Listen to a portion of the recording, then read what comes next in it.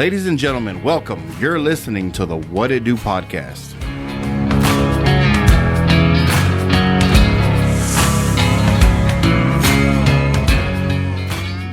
Man. Hey, thanks for coming, man. Yeah, thanks of course. Oh, yeah. I hope we can. I mean, I had a lot to say, but man, because I'm running on 30 minutes of sleep, so I'm trying. And then it was crazy though. Crackhead over here. It's just I sit there, I get to work, and I'm like, you know what? Fuck this. I'm gonna finish up here. I'm gonna go home. I'm gonna go to bed. You know. I think everybody's been tired today. Yeah. So, anyways, I got these guys lined up. They closed the tank. I got all my shit up, and I'm like, you know what? I'm going home. And I got home probably about 11:30, 12 o'clock. And no one all fucking morning has called me. Nobody. Not my fucking phone never rang, never shit, right? I go, I take my fucking boots off, I lay in bed. I'm about to pass the fuck out. I took my hat off, put my phone off to the side. My God, for the next 2 fucking hours, my phone would not stop ringing. Oh my God. And I'm like dog shit. I'm like, I'm in and out. I'm getting texts, I'm getting phone calls, and I'm like, Jesus Christ, man. All I want to do is sleep. All I want to do is sleep. What did I do to make you mad, sir? Right? What did I do? I just need some Does me nothing stuff. work for you? Like taking anything to help? Like, you know, what's Melatonin? Okay. One blank. No, I don't know what my deal is, right? No matter what I take, like let's say I take NyQuil. Fuck, I'm useless the next day. Absolutely useless. Yeah. That NyQuil and You feel groggy, yeah. what's that allergy medication? Benadryl. Benadryl. Yeah, those right there leave me feel feeling groggy. groggy. and I've even like taken- just in a haze. I've even taken the lowest milligram dose of melatonin. Fucking useless. Okay, let me tell you how useless I am with medication. Because I'm fine when I don't take medication. I'm perfectly fine. I went and got I was having shoulder problems, right? So I went and they gave me a fucking cortisone shot. My wife had to call up and she's like, I think we're gonna need an ambulance. She's like, what the fuck? What are you talking about? She's like, well, you know, that's all you gave him was a cortisone shot? She's like, yeah, that's all we gave him. I couldn't pick up that beer. Oh, shit. Damn, what the fuck? Yeah, I would pick it up. Even if I did, it would slip through my fingers. Like I was like, what the fuck? There's something wrong. There's something wrong. I don't understand what's going on. But I'm like that with medication. You're sensitive. Oh, absolutely. Yeah. But I can drink like a motherfucker though. That's what's crazy, right? It's that parasite in you that is craving that alcohol. Yeah. His name's Hank. Hank the parasite. Hank the parasite. Oh, I was going to say Hank the Tank. Hank the That's been taken. That's been taken. Sorry. He's closely related to Mr. Hanky, the Christmas poo. Dude, I actually saw that movie again for the first time in a long time, with Hank the Tank. What is it? Old School. Old School. God damn it, it's still good. Yeah, it's still good. That shit makes me fucking laugh with Will Ferrell because like he's like, no, I'm you know, he's got married, he's trying to be different. Then he goes to the fucking party, bro, and those guys are talking shit, they're drinking, and he was like, all right, I'll do one, I'll do it. Yeah. Boom. That's all it took was that one. I thought it was funny when he's there at the fucking with the family therapist. He's like, sometimes I just wonder, like, what am I missing out on? Like, is there like a new style of panties that are out there? And his wife's looking at him like, what the fuck? I couldn't stop laughing, man. That shit was hilarious. He's like, I feel like I'm just missing out. I feel like I'm missing out on something new, brand new. I was like, ugh, fuck, okay, buddy. You're married to the wrong person. Yeah, shit. apparently. Well, welcome back to the What It Do podcast. Tony, thank you for coming again. Mr. Tony back in the house. Glad to be here. Heck yeah. Yeah, I'm glad you are, because I am glad you're here, man. Yeah, no, I really am, man. Shit, bro. Yeah, from a distance. From a distance, yeah. We got each other. We got Yeah. We've had a little run right here with guests. I'm kind of glad because there for a little while we go through like a drought. And it's like, damn, nobody wants to come on. And then all of a sudden it's like, boom, we'll have a good run. You know, we'll have our guests come in. I know it's coming again where we can't get nobody, but hey, I'll take it while we can get it. So. Oh, yeah, man. Well, luckily right now, man, we're booked for another month. At least a month, and a half. yeah. good. That's good. Yeah. Yeah. So, yeah, man, it gets kind of nerve-wracking, you know, because, you know, the amount of people that we called, you know, they've been on the podcast, and then you're just like, man, you want to reach out to somebody new, but for some reason, like, these weird jitters fucking come on, you know, and I'm like, man, they listen to it, will they come on? Yeah. Some of them I'm like, man, maybe we shouldn't reach out because we're not that type of podcast, you know. Right, yeah. They're like, yeah, I don't want to associate with, you know, that kind of fucking podcast. Like, don't watch that episode. Yeah. That's not a good episode. Yeah, I feel like people are like, man, I'm not really fluent in politics to come on this podcast. I think a lot like, of people. hey, neither am I. Yeah, I just make shit up. You hear that, everybody? I think because we go so far with our little conspiracy theories and our retarded brains that people are like, "Oh, these guys know a lot." No, we don't. We don't we don't know. no. We don't know shit. We do whatever. We fake it pretty good though. Yeah, we watch a lot of reels.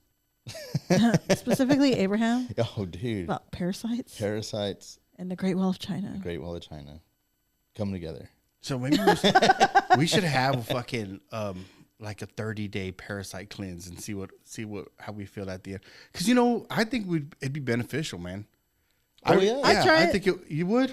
It's you not. would? It's not easy. It's not easy. No, hell no, it's No, not it's easy. not easy. I mean, I'm still gonna eat the way I'm eating, right? But I'll still take See, the that's the fucking. problem. You can't do that. You're just adding different kinds. I mean, that what like Ozempic is? In a way, I take that one. But in a way, yeah, because I mean, it does have to do a lot with your diet. Well, actually, it's mostly completely your diet. You're cutting out all the bullshit. I think the best way to do it is to do a fast, and Yeah, but that's hard. it's very hard to do a fast, and you got to do it for at least 48 hours, I think, something like that. Maybe 72 to hours. get your body. Well, they say, but it also depends on the person where you reach autophagy, and that's the goal. The goal is to reach. Explain that to our listeners. Okay, And me. see, you're gonna make me. because you know everything. Come on. No, Just don't be a doctor, you know. I can't be a doctor. Okay, allegedly. This is not medical This is information. not- yeah, we do not absolutely. know what the fuck we're talking about, so So- don't take our word for it. Do your own research. So basically, autophagy, man, is where your body dumps old cells, like bad cells, stuff like that. Where it's basically it. Now I don't know the process that the body takes. I know that you reach a point where it starts using something else. Like some people claim ketones, where it's like your body's no longer using the sugars in your body to fucking to make the energy. Yeah. So when that's no longer there, your liver starts producing ketones, and that's what your body uses to fuel. Now, if you ever heard of people like going into ketosis, clarity, inflammation's gone, they feel a lot better, and then at that point, well, it's kind of like, I won't say autophagy is kind of like that, but it's basically your body recycling, getting rid of the old cells, making new cells, so you're getting rid of all the bullshit, you're getting rid of all that crap. I'm not really an expert in it, obviously, but that's the gist. Yeah, that's the gist of it. And people go through long fasts.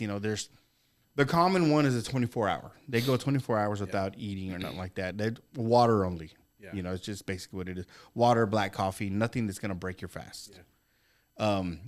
Now some people get really creative with it and they go like the next period there is like a 72-hour fast, and that's just basically hey man, I'm gonna reset my body, But there's people that go 28 days where they don't do anything. What? They go. Some people, I think there's one right now. He's going on 60 days with just water. Isn't there like a broth? Yeah, bone broth. They'll drink like a bone broth, but nothing like you're not gonna get full off this. It's just to fucking give your body something. You know what I mean? Yeah. The longest fast I want to say was right under a year. We looked this up one time. Yeah. Oh, yeah. Yeah, I have to look it up That's again. wild, man. Yeah, right under a year. But the crazy part about it is this guy was big. Like he was like 400, maybe 500 pounds, something like that. He was a big dude. So he goes on this fucking fast, right? And that's all he's doing. And he noticed the weight's falling off, and he's going to keep going with it, right?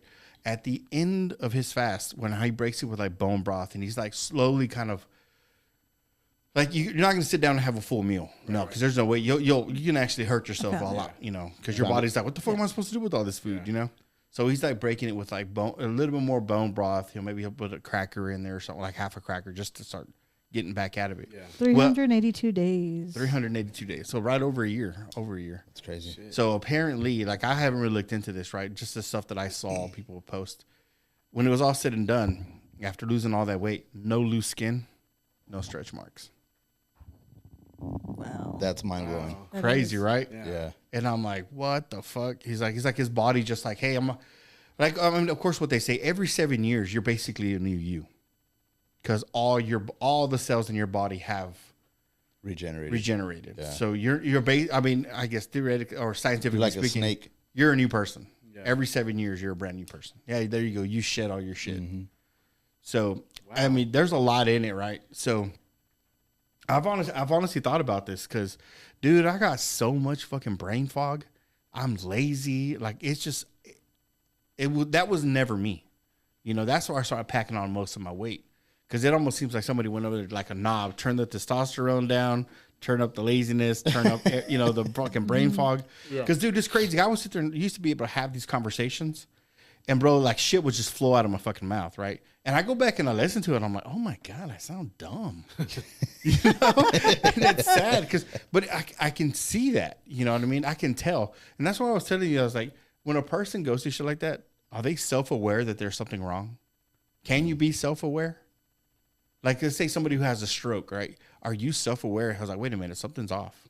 I think some people can, some people can't. It just depends on your Okay, mentality. Yeah. Okay. Yeah. Because sometimes I I'm think like, so. yeah. Like, I used to never slur. I used to never fumble on my words. Right. Now, all of a sudden, I'm like, oh, what the fuck? Like, I'll be in this fucking great conversation. I'll be like, what the fuck is I talking about? And it's sad. It's crazy because I'm like, there's something not right. There's something kind of off. So I did, man. I mean, if you're down to do it, I'm down to do it. I'll do it. A 30-day parasite 30 cleanse. day? 30 day. days. That's some. No, goddamn- not a fast. Hold on, not a fast. I'm not doing a fast. That's some dedication. I love my food. But it's like a parasite cleanse. Yeah, Maybe eat a little more healthier. I can do that for a month. I won't stop and get me like chimichangas and shit like that. We'll definitely have to pull our money together because it is not financially doable for most people to eat healthy. That shit is expensive. Oh, yeah, it's It is expensive. Yeah. expensive as fuck just to eat healthy. Yeah. That's what's crazy about it, right? Like it's designed to keep people eating shitty. Yes. Yes, it is. It prices people out. To need. Oh, to absolutely. get more medication or more. Yeah. I mean, Get on more shit. Yeah. I totally agree. Like I don't even know if you can really truly do it because the grocery stores they spray shit on their foods that they put out that are fresh to keep them fresh longer. Yeah. So I guess you'd have to go to a farmer's market. Yeah, but even that you're gonna spend some good money. Farmers markets aren't cheap. Oh yeah, Yeah. yeah, they're expensive. But it's crazy because I did kind of look into this, and I'm just curious. And some of these people are like, when you start getting into the lifestyle, like you get into a certain period, let's say 2 weeks, right? 14 days, for your body to be like, all right, this is what we're gonna eat, right? Your satiation for like junk food goes away. Like you ever tried not to drink anything sweet for a long period of time? oh yeah, And that all of a sudden, like unsweet tea tastes fucking delicious, tastes good to you. Like, oh wow, I can taste the tea. I'm not tasting the sugar and shit like that. Yeah.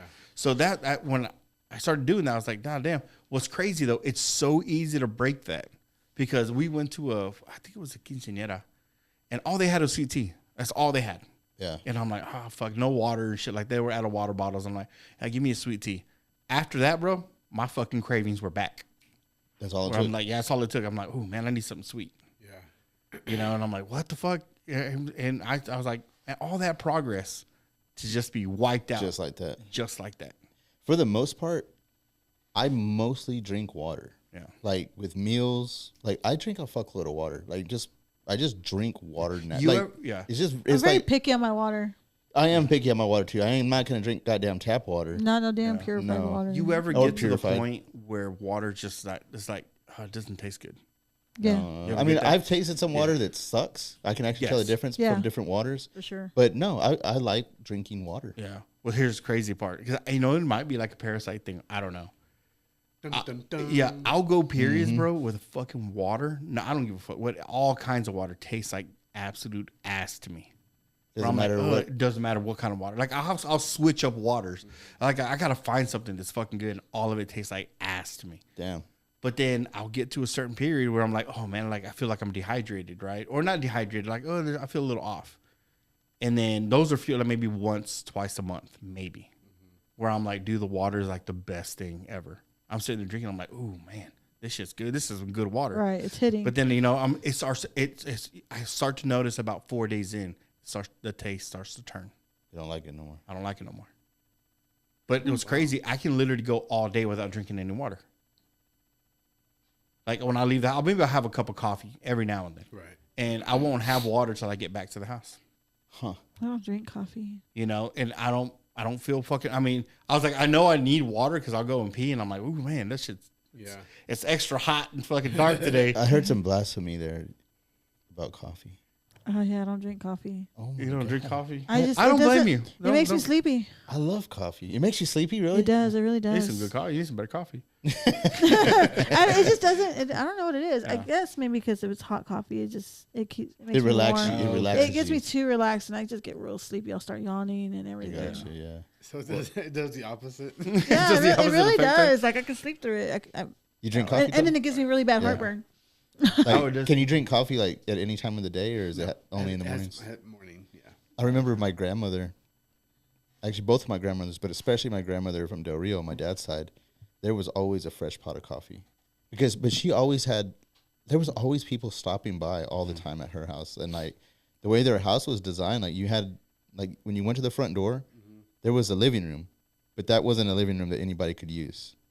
It was just decorated really nice. Okay. It was just the showroom, you know. The Then you go- dining table that no one can eat on. Yeah, I get it. basically, but it was the living room. Yeah. Then you walk from that living room, go through a doorway, and then there's this. It's like I don't even know how to explain it. It was a sitting room, right? And there's doorways, and the kitchen is right here, and the kitchen is wide open on that side there. So there's like an archway, and you walk through that, and there's like a kitchen right there, and it's wide open. Of course, that's her domain. You know, like nobody messes with the kitchen. That's her spot. But people could be just sitting in here having a conversation while she's cooking something up or whatever. You know, the coffee pot's right there. And then the dining room's over here, and then there's the back den, which was the actual living room, and then there's bedrooms this way, and a bathroom, and like another hallway that goes to some more. Like the house was, my grandfather did like some crazy work on this house. You know, it was different. But that sitting room was like a conversational. That's where everybody would sit at, and we would just sit there and have Your Wellhouse conversation. podcast room. It was pretty much, yeah, pretty much. But what I remember is there was always people sitting there in that room. We would come by, you know, to stay the weekend and hang out, you know. And while we're there, at least 10 or 15 other people would just swing by throughout the weekend, you know, and stay for dinner or come late at night, and all of a sudden they're drinking coffee. You know, late at night drinking coffee. I'm like, damn. Coffee was the staple in that house. Like, You ever try the like hot tea with with cream and sugar? oh yeah, It's good. I like green tea or black tea. Yeah, Black with, tea's good too. with the milk and sugar or something. I've had it. I like that. never had. Like yeah, I never a had coffee. that. Like a creamer, yeah. Yep. I'm not a big fan of green tea. No? What about black tea? Black tea, yeah. Yeah. Nah. I've actually heard of people putting butter in their tea. Like, Oh, yeah. Like, I Oh, put it yeah. in my coffee. like the, what is that one that you like? Kerrygold. Kerrygold. You put it in your coffee? I've Put it in never my done that coffee. before. Really? Yeah, put a teaspoon of butter in my coffee. I mean, what does it do? Oh, it's good. It's cra- delicious. I mean, does it taste buttery? Like, I mean, I don't, No, it doesn't taste buttery. Like if you ever had like real churned butter, you know, there's not a heaviness to it. Like You Kerrygold? know, like Kerrygold, that shit's it's good. There's other brands, but that's one Kerrygold, that's wrapped in gold. yes, Or okay. Yeah, yeah, Kerrygold. Kerrygold, son. Yeah, but it doesn't. Like you don't if you're like diabetic, you don't get that fucking spike in sugar. Right. Okay. Like when I used to go and get like coffee at Stripes and shit like that, and I would put the little French vanilla packets in there. Yeah. Dude, give me about 2 hours, I crash, and I'm like, fuck, dude. I was like, maybe coffee isn't my thing, you know. Yeah. And we started getting the sugar-free stuff. But what's crazy, where I got the butter from, I was watching. Remember that show? It's called The Biggest Loser back in the day. Yeah. So it was crazy because they, you know, everybody's got their own trainers. You know, we're gonna do my shit. Everybody does their own. Well, what caught me off guard is that this dude, they're like, "What's my diet?" He's like, "In the morning, have coffee with butter." He's like, "We're gonna have hamburgers and you're gonna have pizza." And I'm like, "What the fuck?" He goes, "But it's kind of, we're gonna work on this stuff, right?" Yeah. Guy lost more weight than everybody. He was Wow. the record weight loser in the entire Damn. Biggest Loser. Yeah. It's crazy. But that's what got going. That's what got him going. He's like, because you're using the fat, the natural fat in the butter. Like your body uses that. It's like it's going to sit there and burn it. So the good fat. It's good fat. There you go. You're not getting all the carbohydrates, all shit like that. So how does the coffee taste? Does it give it like a sweet taste or a buttery It does. taste? It A little gives bit? it. I want to say there's a hint of butter, Yeah. but it's not sweet. If that make, I don't know. I got you. It's good. It's really good. I used to drink just straight black coffee. No Okay. sugar, no creamer, nothing. Just the coffee. Yeah. That's it. I used to do it like that for like a long time, and then you know what's weird is when you start putting sugar into stuff, then you start wanting it like that all the It's time. a craving. Yeah. You get this stupid ass craving. My wife likes the creamers, you know, Oh yeah. and when there's creamer in the house, I'll use the creamer. You know, if there's not creamer in the house, I'll use honey. I'll just put some honey in Yes, there honey's and just good. put honey in there. Yeah. But I have yet to try it with the butter. I'm gonna try that tomorrow. Yeah, try it with I'm butter, curious. man. Yeah. You got good. Yeah, don't use No, butter. we have Kerrygold. You have so, Kerrygold? Yeah, man. Just a little teaspoon of butter. Don't use margarine. Yeah, because I don't think that shit fucking. I I was don't saying, think I it don't think melts. it's gonna ever. What is that? That one? The butter. It's not butter. Country crock. No. Oh, I can't believe it's not Can't butter. believe it's not butter. Yeah, don't use that. Don't use that Parquet. shit. Parquet. The spray. Yeah, I had the parquet. yeah, parquet. Yeah, I can't, man. I can't eat that stuff. That for some reason, like, it's crazy because it feels like it coats the inside of my mouth with Yes. this weird fucking. Well, isn't margarine like one? It's basically oil. It's like one molecule different than a plastic bag. I think so. Yes. I think it's a margarine is one fucking molecule I never different. cook with that shit. Oh That's hell no. crazy. Oh hell no. So no, hold on. Let me get on that subject because you said you like to cook. Like, do you try different shit? Too far, sorry. I feel like he does. What? Like, do you try different stuff? Like, how can I put this, man? Different Like, styles or different ingredients? No, or just what? different ingredients. Like I like cooking outside in the disco, right? My kid's got this fucking my daughter's boyfriend called me. He's like, "Hey, you ever made octopus?" And I'm like, "Nah, I never made it. I have no idea how to make it." You know? Right. He's like, "I'm gonna get an octopus," and I'm like, "What the fuck am I supposed to do with an octopus?" You know? So I was like, "All right, man, fuck it." You know? So I kind of got my thing there. Where do you get it from? HEB. Okay. Yeah, HEB. Yeah, whole they sell. thing. They sell whole- it. They yeah. sell it. The Yeah. whole fucking octopus. Fuck yeah, HEB. Dude, I Yeah. love it. I love my HEB. So, man, when he told me to buy an octopus, I'm like, all right, let me know you got it, you know, because I don't want to sit there and start looking at videos. And sure as shit, he sent me a picture of it. You know, he had the fucking bag, and I'm like, all right, man, so I'm gonna start looking at some videos. Boy, Yeah. that shit came out good. Really? Oh yeah, I'm sitting there trying to do with this fucking octopus, and I'm like, I don't know what the fuck to do with this, you know. So it when was, you bring out your Ginsu knife, son. Oh yeah, bro. Yeah. I was like, I need a big old fucking thing of kosher salt because it said put in kosher salt. That way, it get all that slime and shit out of Bacteria it. and Yeah. stuff off of it. And yeah, I did that. Let it soak for a little bit. Then I kind of just cleaned it up and I dunked it. But I was like, man, this is kind of a thing that I'm gonna start doing. I'm just gonna get random shit. Where I was like, what's that? There was a show back in the day where it's like there's a special the today's secret ingredient is bam. Yeah. With Iron Chef or whatever. PB, the oh, I fuck. was gonna say PB. And you had to Holmes make a Playhouse. meal, make something. Yeah, out you of had to it. make a meal out of it. So I'm like, man, I'm gonna start out. That's what I That's dabble in. cool. That'd be a fun little Some project. of it doesn't taste very good because I'm like, I don't know, you know. Yeah. So how do you cook it then? The octopus. Well, Is there like a process? I mean, I'm sure there is a right? process because Yeah. the big thing is the salt. Yeah. You want to get all that because it's like they secrete a lot of shit, right? Yeah. So you want to get that off, then you rinse it out. Yum. Yeah, yeah. But Is it like you know, have you ever caught an alligator gar and try to like hold on to that fucking thing and it's Oh, yeah. yeah, like the natural defense, it starts secreting this fucking Yeah. slime. And I mean nasty all Yeah. over the place. Wasn't like, that what bad. the fuck? Not like that. yeah, it okay. wasn't that bad. But it was enough to where like, all right, well, kind of the gotta salt get helped this- pull it all that yeah. shit out.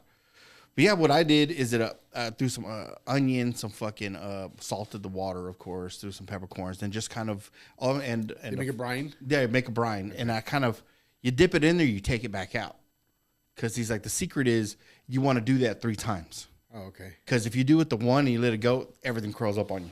Uh, And I'm like, oh shit! So I stuck it in there, I pulled it out, kind of pulled it a little Oh, bit. okay. You know, and I stuck it back in there in the hot water, pulled it back out, pulled it a little bit. The third time when I stuck it in there and I pulled it out, just very little pull I had.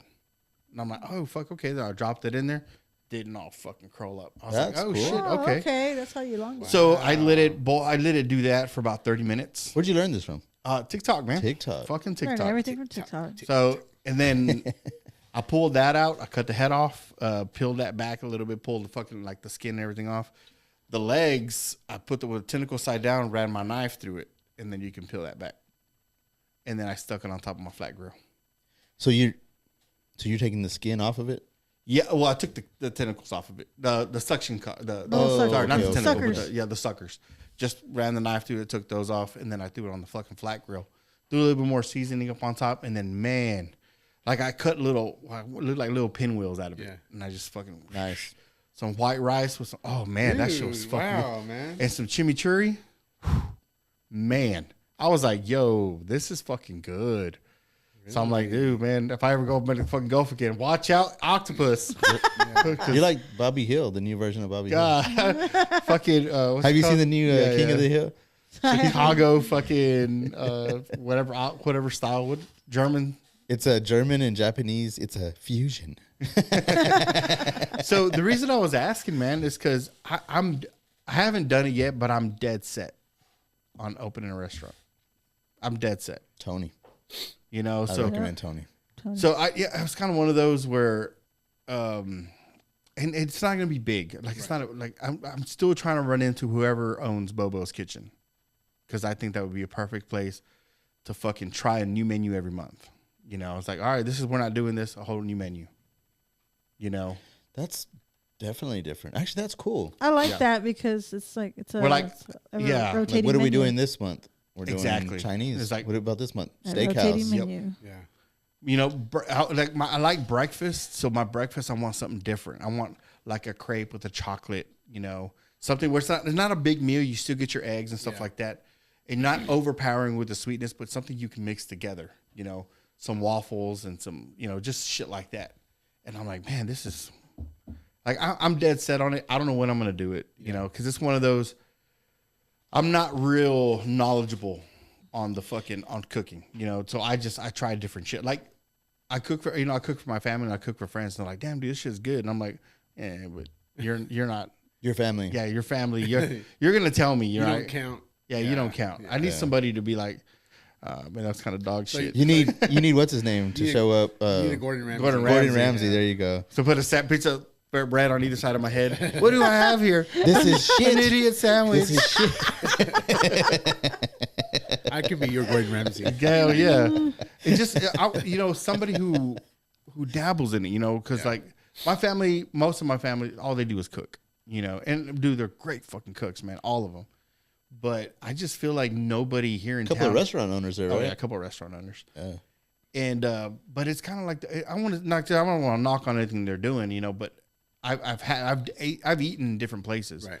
So I want something different, you know. I want something that you can't go down the street and get it, you know. Right. Somewhere it's like the menu's gonna change. You're not, you know. Hey, remember that one time we had whatever, you know? Let's go have it at this place. Well, guess what? I don't have it on the menu this month. I'm sorry. I like that because you can't be boxed in either. Exactly. Yeah. We're just like, no, you have to make it good. Yeah. Next month.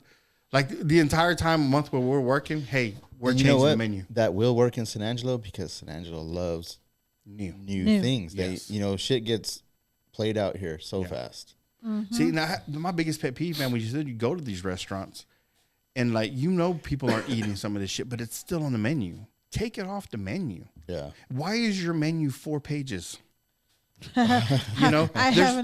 There's no way you can give me authenticity. Now I get it. You know, you have to reach critical mass. You have to get to the point where it's like, if you're not doing like to go orders and stuff like that, you have to have a place big enough to fucking cover the bills and stuff like that. Yeah. See, I don't want none of that. Where it's like, I'm thinking Connex. Hey, fucking Connex, fully decked. It's a full fucking restaurant, fridges and all inside this one little 20-foot Connex. You know, and I was like, and my thing is like, I don't want normal. Create. Yeah. I need you to create. Yeah. There's a place in Las Vegas off of Fremont Street. It's outside of the main part of Fremont Street. Mm-hmm. I think it's East Fremont, and it's a place called Container Park. Oh yeah. I've been there. Yeah. So there's so it's nothing but containers, Connexes, and there's restaurants like that there. Like you can. It's basically like a deck with like coverings, like those sailcloth or whatever outside of it with picnic tables. But the Connex is right there, and that's where you place your order or whatever, and then you come out and you eat right there outside of it. You know. Yeah. I mean, I don't know what they do if the weather's bad. I guess take it to go. But yeah, I'm sure that's people make it work. But that's kind of my thing, you know. I'm just like I just create. I want just a fucking and the other thing that I hate are substitutions. I hate it. I fucking hate it. Like when I go to your restaurant, I want to have your version of the food. I don't want to be like, well, I like this, but can you take this out? I don't like this. You know, or can I substitute the fries for something else? Yeah. My whole thing is like, no. Yeah. No. Yeah. Because this is not your normal menu. You're not going to This find is this meant menu to next co- month. Right. Yeah. Yeah. To You know? complement each other. Yeah. Yes. That's what I want. We're not here to accommodate. No. This is what we do. This is it. Sorry if you don't like it. Yeah. We have a dessert. Like, I would love to have a place where I can bake the bread. Find somebody to break the bread. Dude. You know, because I'm like, I hate the whole. Well, we get our hamburger buns from Sam's. Yeah. I'm like, well, no knock on Sam's. They got good shit. But I'm like, dude, there's so much shit you can do. Maybe some sourdough bread, man. Make a ciabatta bread, a fucking burger with, you know, let's just say a nice ground up fucking prime choice beef, or even a fucking Wagyu, a smash burger. You know, How about a fucking what's that? That oh my god, that exotic animal you can go down to the coast and hunt. Nilgai. Yeah, a good Nilgai burger, medium. Shit, son. You know, with some fucking. All right, I hate sliced cheese. You know, some of them have good, like I like Sargento cheese. It's absolutely delicious. Yeah. But you ever tried, like, it's a whole different flavor profile when you shred the cheese. Isn't that crazy? Yeah, it's a whole different, like, That you is- can make all kinds of cheese. Shred it. For some reason, it's a whole different flavor profile. Imagine a handful of fucking, let's say, sharp cheddar cheese, maybe with a little bit of brie in it, on top of a patty, and let it melt. And then you put all your bullshit, you know, you stick it over, and it's like, damn, look at that. You're squandering your talent, sir. Oh, I I'm do. hungry. Man, this shit, but it does takes a lot of work, right? And then you kind of try to find the fucking median here, because I don't want a big menu, but that's a problem, because some people would like it, but is it enough to cover my bills?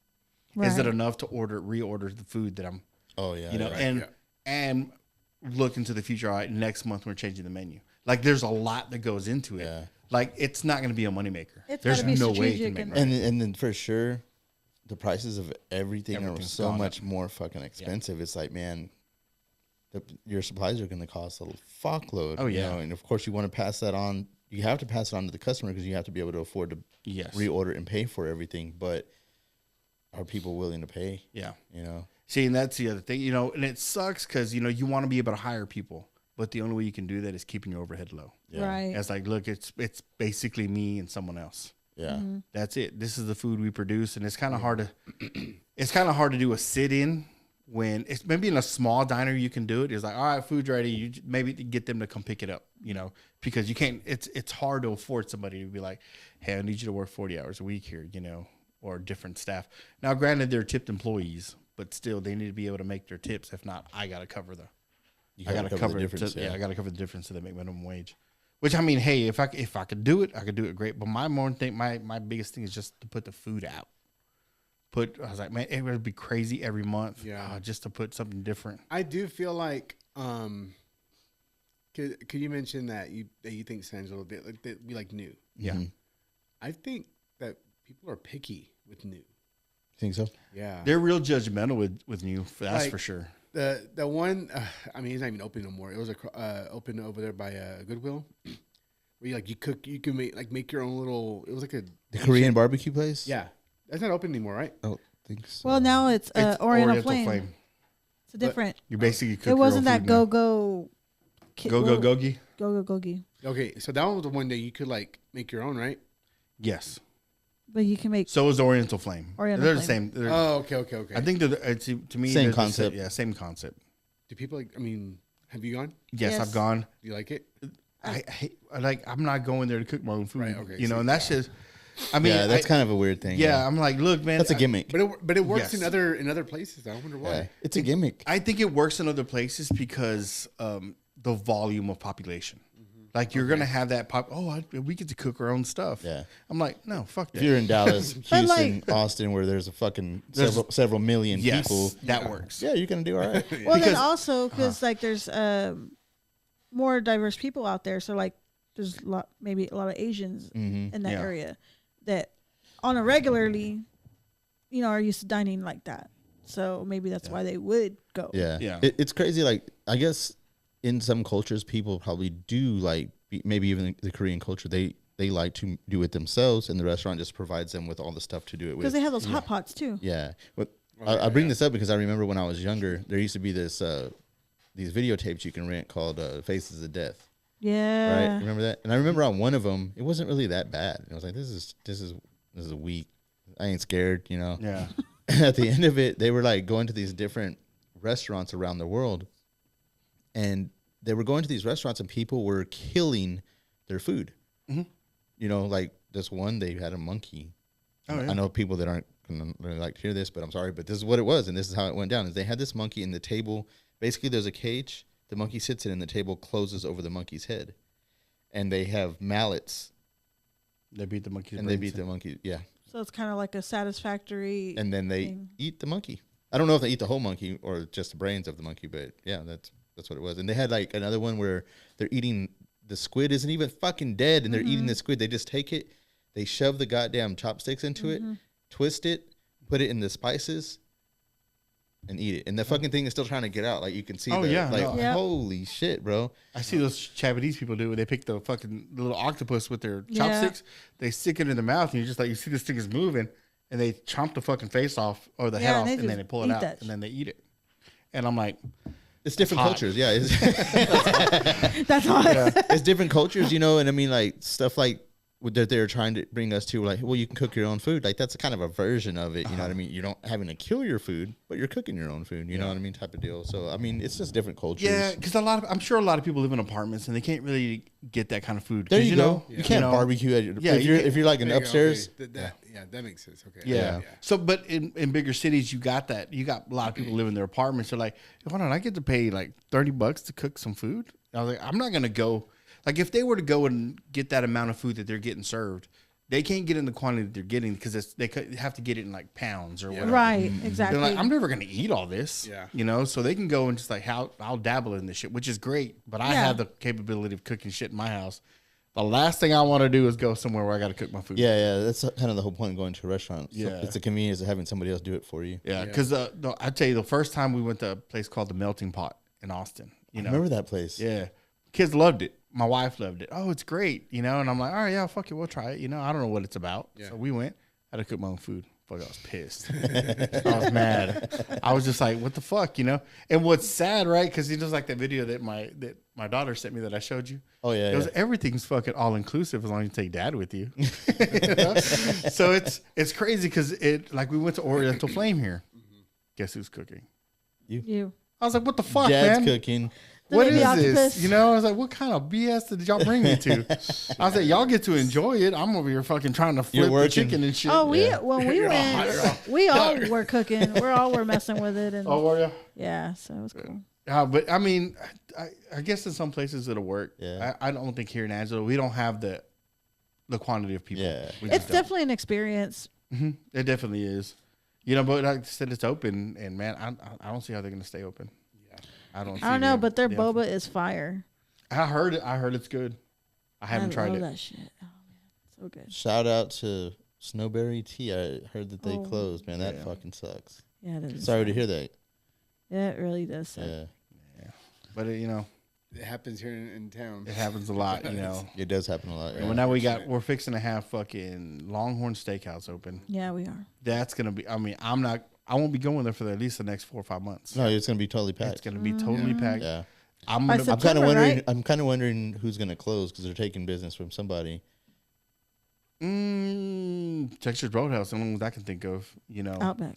Because the wharf, it's an experience there. You go, like the people that have been going to the wharf have been going to the wharf for years. Years. That's a staple. Actually, yeah, that's a staple. I don't think that's so.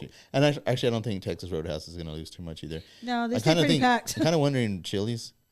Man, Chili's was on the fucking. They're on the verge of closing. Yeah, anyways. they're already going to close. They're on the downside. I think that's going to do it. I thought they were already closed. No, they're open. We went and ate there just on a whim because I hadn't been there in a long time. Let's go check it out. You know? Well, there was like. Then you're like, now I don't know why. There was a period. It was raining. There was like for a few they months. had buckets. Like you can't sit here because there's water dripping over here. Yeah. That place needs to be redone a lot, dude.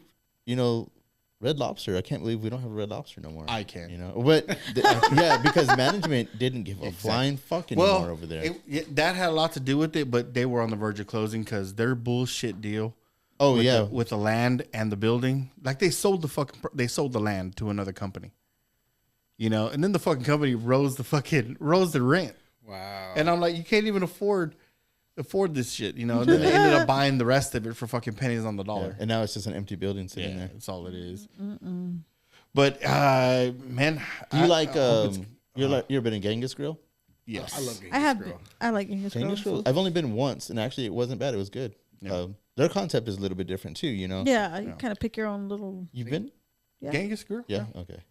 Yeah. Go ahead, Tiffy. I'm sorry. Oh, I was just saying. Yeah, you kind of pick your own little. Yeah. You got like metal like kitchen, you know, like the stainless steel type stuff. You know, put your food in and you go around and tell the Cook it guys what for you want, you. how you want it cooked.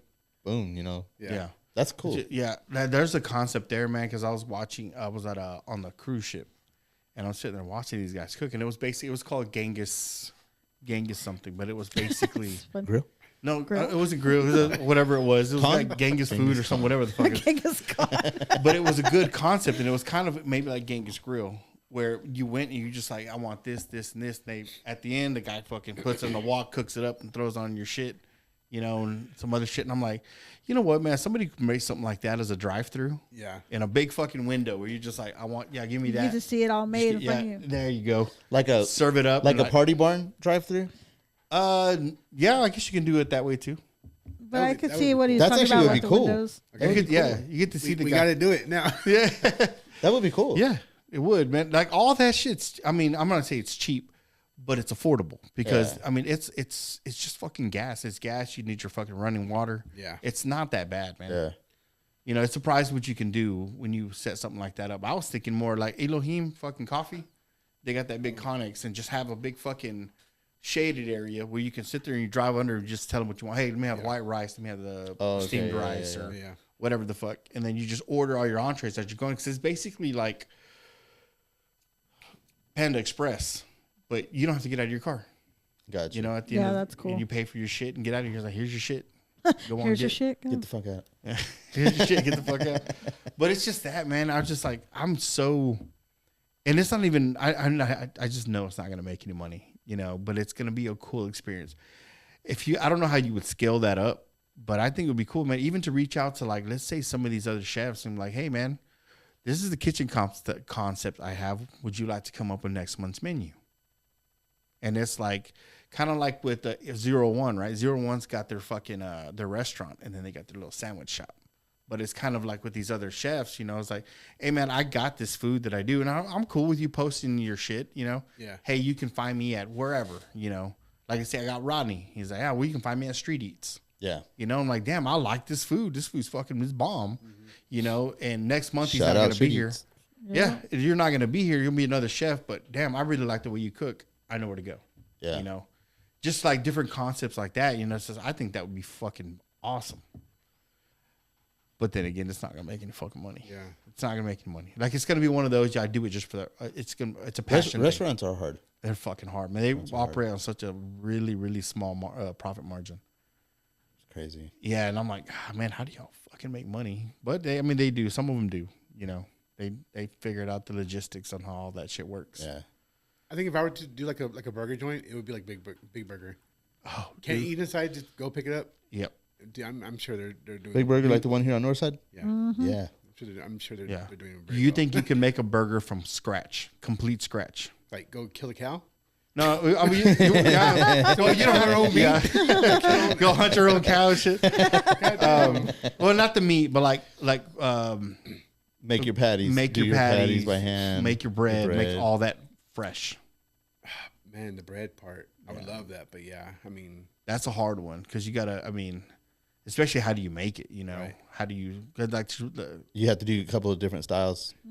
yes, like I would say at least 2 different styles of it, at the very least. yeah. You know what that makes me think of? It makes me think of the TikToker, that chick that is always wearing these fancy dresses, and she's like a model or whatever, but she creates everything from scratch. She's like, oh, She's hot, right?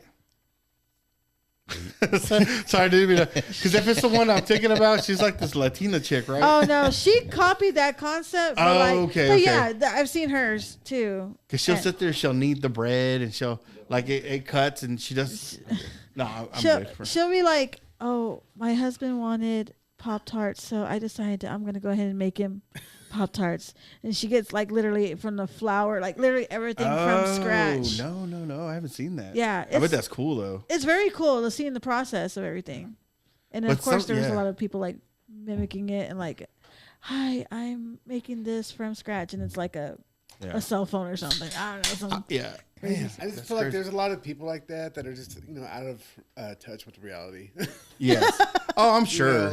There's that one chef, Ina Garten.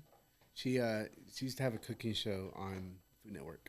The Barefoot Contessa. Oh, okay. I thought you were talking about Giada. Oh no, I can't say that. I'm like, if my wife will not believe me, I'm like, she's a midget. She's a little person because she's got a huge head and these fucking arms. I'm just like, she's like when she has like holding a ladle, right? She has to hold it like this instead of like a normal. I see her. She's a very pretty woman, but I'm just like, she's like, look at this fucking. There's a huge ass bowl in front of her. Oh yeah, proportionally it looks off. Yeah. And what's crazy is that you can tell because like she'll have a guest, right? And like this dude's crotch is over the fucking countertop. So I'm like, they just built this kitchen to her, you know? There's this fucking monster right next to her. And I'm like, could somebody get this guy's crotch away from the salad? They should have actually left everything normal size and build up, and then give her something to stand on. Yeah. That probably would have been better concept than. I haven't seen it, but yeah, that does kind of seem weird when you have guests in there. Yeah, it was funny. It was I couldn't stop laughing. I thought it was the most hilarious thing I've ever seen. But yes, Barefoot Contessa. Yeah, like she'll. First of all, she cooks for her husband, every day. Uh-huh. I don't know what his name is, but there's a guy on TikTok who mimics her. Oh, okay. And we'll put on a wig and we'll prance around like she does because she's so out of touch with reality that I don't know. You have to like look. It's hilarious. But yeah.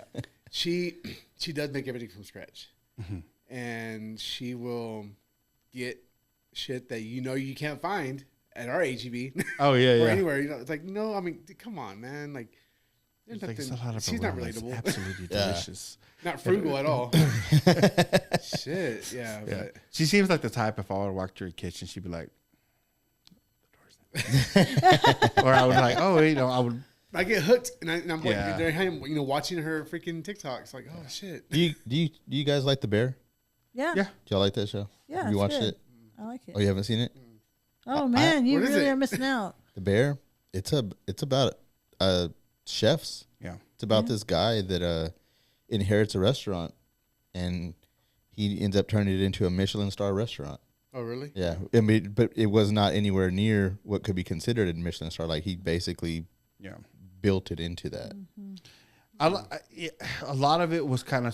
There's a lot of drama though. Yeah, there's a lot of drama. It's really over exaggerated. I think like the cousin and all them. Oh yeah, they fit. No, that's a fucking restaurant. Yeah. When you walk in, they're cussing each other straight up. But where he's like having these panic attacks, I'm like, bro, that's some of his personal shit because of the way that he came up. Yeah. Like the one that I liked. I think it was I think it was the end of the third season where he's at this restaurant that's closing, and it's like nothing but chefs are going to go to. It's like another 5-star type restaurant, and all these other badass chefs. It's like chefs only type. This is the last day that this place is going to be open. Only chefs are going to come here and eat this night. I don't know if you remember that episode. Well, he sees the guy that trained him and gave him anxiety and made him fucking feel like he's worthless, and he sees that guy, and he was like. He ends up having a conversation with him, and he was like, I've been waiting. I've been rehearsing this in my head for my entire life. You fucked my life up, type of shit, And that guy tells him, he was like, I made you better, Yeah. You are who you are now because of that. Yeah. But that's not the reaction that he wanted from him, of course. But so it's a good show. The drama on it is fucking really good. Where are you watching this at? It's on Hulu. It's on Hulu. It's on Hulu, yeah, The Bear. Yeah. That 4th season, God, it was too slow for me. I haven't even. I think I watched the first 2 episodes. I haven't gotten into it yet. Yeah, I guess they start doing like individual stories. Yeah, because it's the girl, which is his. I can't remember her sous name. chef. It's his sous chef. Yeah. Dude, like I didn't even know all these different levels of Yeah. being in the kitchen. You know, Oh, yeah. the sous chef is basically the right hand man. You know, didn't like I don't know the kitchen like that. Yeah. You know, but it's interesting. Oh man, I've not like I worked in the kitchen for a long time or nothing like that, but the little bit that I did, fuck, it instilled something in me, man. Like I miss it. Yeah. I miss because it's go go go. It's fucking Yeah. Every second counts. Every second counts. You're 3 dishes ahead while you're prepping this one. You already got. I mean, you're putting shit down on the grill for the third, 4th dish out. Yeah. And it's like, hey, Sony, drop the chicken, and I'm like, fuck, you drop this bullshit, and that's cooking, but you got to make sure that you get done with this plates before this bitch burns. Mm-hmm. So I fucking love it. That's why. I mean, you fucking like. I mean, you're like sweating. Oh yeah. I mean, not only because it's hot, because you're moving. You're like you have to. yeah. If you're not sweating, you're not working. Yeah. That is true. Multitasking like a Oh, yeah, motherfucker, bro. It's like fucking nuts, to man. the nth level. You know what I mean? Like holy shit! Like But when you find your fucking crew, man, where it's like I'm not having to ask where something is. It's being brought in front of me. I'm like, everybody knows what to do. everybody knows what Yep. to do. The flow is great. That's hard to find. Oh, it's very In hard to any find. in any industry. any industry, yeah, that's hard to find. So I've only had it yeah. like maybe 2 times my whole life where it's like that. So that would be my thing, man. Where it's just like that's what I want. When we run out of food, you run out of food. That's it. Hey, kitchen's closed, man. So I didn't prep enough fucking food to last me the next 2 hours. So what? Yeah. We're closed. We made enough where we thought, hey, this is gonna be enough. And it's not all right. So we sold out. Great. It's a good problem to have. Yeah. Yeah. Shut it down. Let's go. Maybe the rest of it that got left, plate it up, take it down, give some food away. Yeah. And I'm like, all right, tomorrow we start fresh.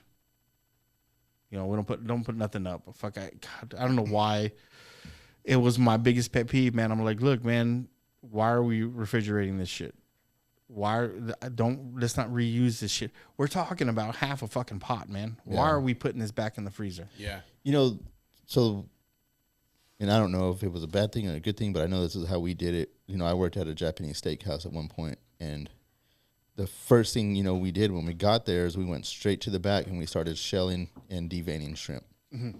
That was the first thing we did. All the chefs were back there. That's the first thing we did. We went back there to make sure our knives were sharp, and we were just boom, boom, boom. Once you got your pile done, it was going into the refrigerator, into the big refrigerator, and then the other pots that were already there were coming out because that was going to be cooked Rotating it that day. Yeah, but I'm like, well, it's technically not fresh. If that's how we're doing it, But I don't even know, is it fresh anyway? How long has it been on ice coming from the coast to West Texas? Yeah. So I don't know. I mean, it was still fucking good. It's not like I could really. No, mine. I can taste the difference whenever I go to the coast. yeah. Isn't You that crazy? can taste the the brininess of Yeah. it. But I mean, it wasn't bad though. I mean, Yeah. it was great food still. But like to what you're saying, as far as why are we putting it in the refrigerator? But that's just the way they operated. Like, yes. Well, no, I'm saying the shit that was already cooked, not the stuff you're prepping. oh, okay. You know what I mean? Now I get the prep part of it. You want to get ready for the day before, or you're trying to get ready. But it's like at the end of the day, hey man, we have like this fucking pot of let's say ground beef for fucking instance, right? And or pot of beans. I'm like, it doesn't. What you're literally holding right here is like $1 worth of fucking of beans. Why are we scrape the sides, put it in a fucking container, bag it, put your date on it? I'm like, what are we doing? Because tomorrow, in order to get this back to where it was, I see what you do. Yeah. This is working at a Mexican restaurant. You warm up the fucking fryers. You take some of the grease, you pour it into the beans, and you mix it. And I'm like, why are we doing that? Nah, that's not cool. I was like, we can literally make a fresh pot. Yeah, that's not cool. I'm like, And it'd be better. Oh yeah, it'd be way better. It'd be way better. Because man, I don't give a shit what anybody says, right? People, even if they don't know, or they're not fucking food critics, or they're not whatever, they taste the difference. Oh, yeah. Absolutely taste the difference. Like I am so fucking pressed, man, on the type of meat. Okay, if I'd hate fucking 7328 meat. I fucking hate it. Yep. Oh, I know. Yeah. Now 90-10, sir. 90-10's 90-10. good. I can't knock 90-10, but it's not my favorite. What's your favorite? My favorite, it's between. Now it's crazy because I've only come across it More at 80? more 80. It's right in the middle. It's like an Okay. 85-15. Okay. It's fucking perfect. It's not gonna shrink on you. You still got the fat. You don't. You don't get the cartridge like you do sometimes. Oh, the in- 70 something? Oh, yeah. God. Sometimes you'll find it in 80-10, but for some reason, I mean, to this day, I've never found it in 85-15. Now 95-10 or 90-10 is good, but it's too for me. More lean? It's too lean. I got to you. hold any flavor and stuff like that. And it dries out. And it dries out. Do you like deer meat? Like Yeah. just do you when you make your deer Pork. meat? I put some. You pork put in some it. pork fat in it. Yeah. I don't though. I Yeah. just I mean, it's I think preference. I think it's my preference. it's your Yeah, preference. It's how we like. I don't mind lean meat. I've had it. Mm-hmm. I eat. And I'll eat venison that way. How about you, Tony? 100%. I'm not really big on deer meat. I mean, just lean meat or fatty meat. I kind of like the 85-15. I like 85-15, a little bit of fat. In Okay. there. There is more flavor in it. Oh wait, yeah. Yeah, there is more flavor in A it. lot less shrinkage. You know, you'll still get some, of course, but you're not having a fucking like. I've argued this over and over and over again. Like you're cutting, let's say, fucking 8-ounce patties out of fucking 80-10 meat, but in order to when you cook it, all that weight's gone, and then like, well, you can just add a little bit more. And I'm like, well, if you do the numbers, if you just get the 85-10 and make your patties out of there, you literally get minimal. You can add a little bit of meat, an extra couple grams in it to make up the difference that it's going to shrink, but it's not enough to hurt your bottom. If anything, at the end of it, you're losing half a patty. Yeah. You know, out of your tube. You know, like I broke this down to a science, man, and I'm just like, Well, see, if you're gonna run a restaurant, you almost have You to have do to, that. fuck yeah. Yeah, you have to account for all of that. Yeah. There's so much that goes into that, man. I never really thought about it till I watched that show, and I was like, God damn, yeah. there's a lot. Like, And it's crazy because people will sacrifice flavor for pricing. fuck that. And I'm like, bro, you have any idea how many customers you're going to lose because of the difference? Just that difference alone. It's not worth it. No, man, because, dude, I remember when I had my restaurant, the fucking burgers were flying out the fucking door, man. Like, every ticket I was looking was a fucking burgers. Yeah. And I'm like, yeah, well, is no one else enjoying the rest of the food? Right. You know, but, man, burgers a are literally preference, yeah. flying out this shit, right? And then it's like, of course, I'm not talking bad about nobody, but the meat got changed because it was cheaper. And I'm like, wait a minute. I didn't catch wind until... Because I was doing the paperwork, at the end of the week, I'm sitting there, I was like, what's up with these burgers, man? Where's all the burgers? And I'm like, oh, man, maybe it was a phase, you know? And then I go looking, and I'm like, yo, this is not, hey, make me a burger. And I'm like, they make me a burger. And I'm like, this is not what we were dishing out, Yeah. you know? And they're like, oh, no, see, we saved money. I was like, you're not saving money. I took 2 fucking patties, stabbed that bitch on the grill. I was like, give me an 8 ounce of that. I'm going to cut an 8 ounce of this one. Put it together, and I was like, look at what we're losing, man. This is the quality that we're losing. We're paying cheaper, but he's like, well, we can just add more to this other one. It's still, you just defeated the purpose. You lost out of this because I can't remember out of that fucking how many we're getting out of it. But I'm like, you just lost 4 patties on this other one. Damn it. You know, if you would have just done it this way, Yeah, that's crazy. we would have had it all, and you would have kept the flavor. You would have kept everything. Yeah. You know, but it's not just because it's cheaper doesn't mean it's better. Right. But man, the only thing that I am a burger connoisseur, dog. Like I fucking love burgers. What's I your don't favorite, know how, favorite burger place right now? oh man, Mine is Red Barn in Bront. Red Barn and I Bronx. can't even find anything in San Angelo that I like. The fucking quantity of that burger and the taste is it's bar none. You're right. Right. It's pretty fucking good. The next one, and it might have been a fluke, but dude, I got a fucking awesome burger at Pack Saddle. I've never had a Really? burger from there. Fuck yeah, I was like, whoa, this is now. Don't get me wrong, it's not a Red Barn burger. It's not big. It's a little bit smaller, but boy, does it pack a fucking punch. I was like, yo, that's good. Yeah. On the Facebook page, 411. 411. Oh, 411. It's still 411. I think it's San Angelo 411. Yeah. Thank you, Tiffany. Shout out, isn't Sorry. that Mike Rivas? Shout out Mike Rivas. Okay. Yeah. Somebody had asked about best burger in town where you can go and sit down and people were pretty packed. I've only had the catfish. Oh, okay, Settle. Yeah. Okay, yeah. Burger. Dude, Yeah. they have good barbecue too. they do have a good They have barbecue, good barbecue. but I Pizza cobbler. yeah. Oh yeah. Golly, man. Other than that, like Twisted like Root, cobbler. ain't it? Wow. You don't like peach cobbler? Wow. No, my dad. That's like one of my dad's favorites. But No. I can make a peach cobbler, but I just don't care for it. Yeah. Oh wow. I love to bake. Wow. I don't know who you are. I know. So back to Sorry. so the 90-10. Uh-huh. So the barefoot contest. So she had made a burger, but she prefers a 90-10. The extra Oh, the lean. leaner meat. Yeah. But then this is where she's not relatable because she'll add a little bit of duck fat.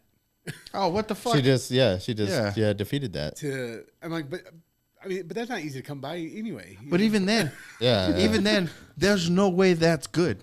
There's no way that you're gonna be there and be like, oh my god, this is absolutely delicious, bitch. You're getting food that it's not available to anybody else, so they get no one else can taste it, right? Have you ever had duck fat? Nope. It's fucking dude. It's, Me neither. It's like sticking fucking like a tube of grease in your mouth. Yeah. It's fucking like it's manteca, right? Yeah, it's like like lard. Yeah. It's real like that shit coats the inside of your mouth, man. no. It's just like, ooh, no, I do not like that. Yikes. You know, like with the deer Green meat, eggs and I've ham. had it with bacon grease. You put bacon grease Yes. in your deer meat? Love Yeah, it. that's how I've had. I Yeah. don't usually do my deer meat like that, but I've had it from other people Yeah. that make it with bacon grease. And, yeah, that's actually pretty damn good. Fucking A. Like if you ever get a chance, man. I don't fucking HEB doesn't make it anymore. The chorizo. They would grind up their own chorizo. Oh, really? Take a little bit of that into some fucking 85-20, dog. Nice. Get the fuck out of here, bro. Nice. That's just good. Make a good fucking burger out of it. Oh my god. Yeah, I'm A telling you. chorizo burger? Chorizo burger. Yeah. Oh yeah, Fuck. I've heard of But those. you don't want to. I've never had that before. No? I never even thought of making Oh, yeah. anything like that. You don't want too much chorizo in it because it overpowers the burger. Okay. But just that hint, fuck. I mean, just throw some salt and pepper on it. That's it. That's all you really need. Boy. But you don't like the other shit they get in the package. You don't want that because it's too greasy. Okay. That shit starts to fucking run down your hands Yeah, and shit like yeah. that. You don't want that. Just a little bit. Just a You have little to have it figured out. I would say it's probably for an 8-ounce patty, which I like mine 10 ounces, just because I like them a little bit bigger. That's what I heard. I would say 1.5 ounce. Take it out and replace it with chorizo. Okay. Boy, Man, I'm going to try Get that. the That fuck- sounds boy, fucking I'm telling you, badass. bro. Yeah. I never even thought of that. Like, dude, I'm telling you. Now, I was never a big fan of smash burgers because I had Freddy smash burgers. Don't care for that. Okay. Smash burger. What's your definition of a smash burger? Smash the egg? burger. Huh? With the egg or what? No. It's the patty. They smash the patty. Smash the They patty. thin it out. Oh, no. No. Okay. Now, Freddy's not it. Okay. Because they do a small ounce and then they really thin it out. Yeah. But a good smash burger, man, that fucking. I've had, yeah. It's, Oh yeah, a Like a good 8-ounce double. that fucking that's enough to cover that patty, bro. Like it's the outside's crunchy because you get to the thinner part. Yeah. That but flavor, man, oh bro, like I was It's a never a lot more fan of fla- fucking flavor. smash burgers, but There's more flavor in it. it's all. The I feel like flavor, there too. is. yeah, if you like crispy, that crunchy type, you know, it's when you get that outside, it's good. It's a nice little it's good. compliment. Okay. But you don't like you're not gonna cook it as long as you would a restaurant burger or stuff like that. But man, the fucking because you can double up on your cheese, especially if you use good cheese, and it's good. It's fucking it melts. Wow, it's fucking good. But Cheddar or American? no, I use cheddar. I know people were like, "Oh, it's sacrilegious to say that fucking." You know, anything else but American cheese, but I hate American cheese. I don't mind it, but I mean, I don't like the. I mean, I'd rather go to the deli Yes. and get that American cheese. Yeah. Okay. Just something about me is that fucking bitterness at the end of cheddar, a sharp cheddar. Oh, It's no, I fucking. love I was it, like, dude. oh my god, that's just fucking good. You like blue cheese? Yes, love blue Okay. cheese. You like blue cheese, Tony? I don't think I don't No. think I do. Yeah, No, Tiffany? But I know. No, but I'm not a fan of it. yeah. I mean, it's The okay. smell. I like it. Maybe, yeah. Yeah. I'm all right with it. But I want to try it because I feel like I would like it now. Cause cause your taste buds change. over Yes. time. Yeah, So I yeah. feel like I Yeah. would like it. Depends, man. You just gotta get a good quality because good quality. Yes, it's a little stinky, but man, it's got rich flavor. And like I said, dude, I fucking There used to be a I'm a food restaurant guy. out there. And of course, I keep bringing up Bront because that's where I work. So a lot of my lunches take place in Bront. There used to be a place in Bront called the Windmill Grill or something like that. And an actual chef okay. owned it. Mm-hmm. And he ended up moving to Austin and they closed it down. But he made a badass fucking burger with blue cheese. I don't know if you remember that.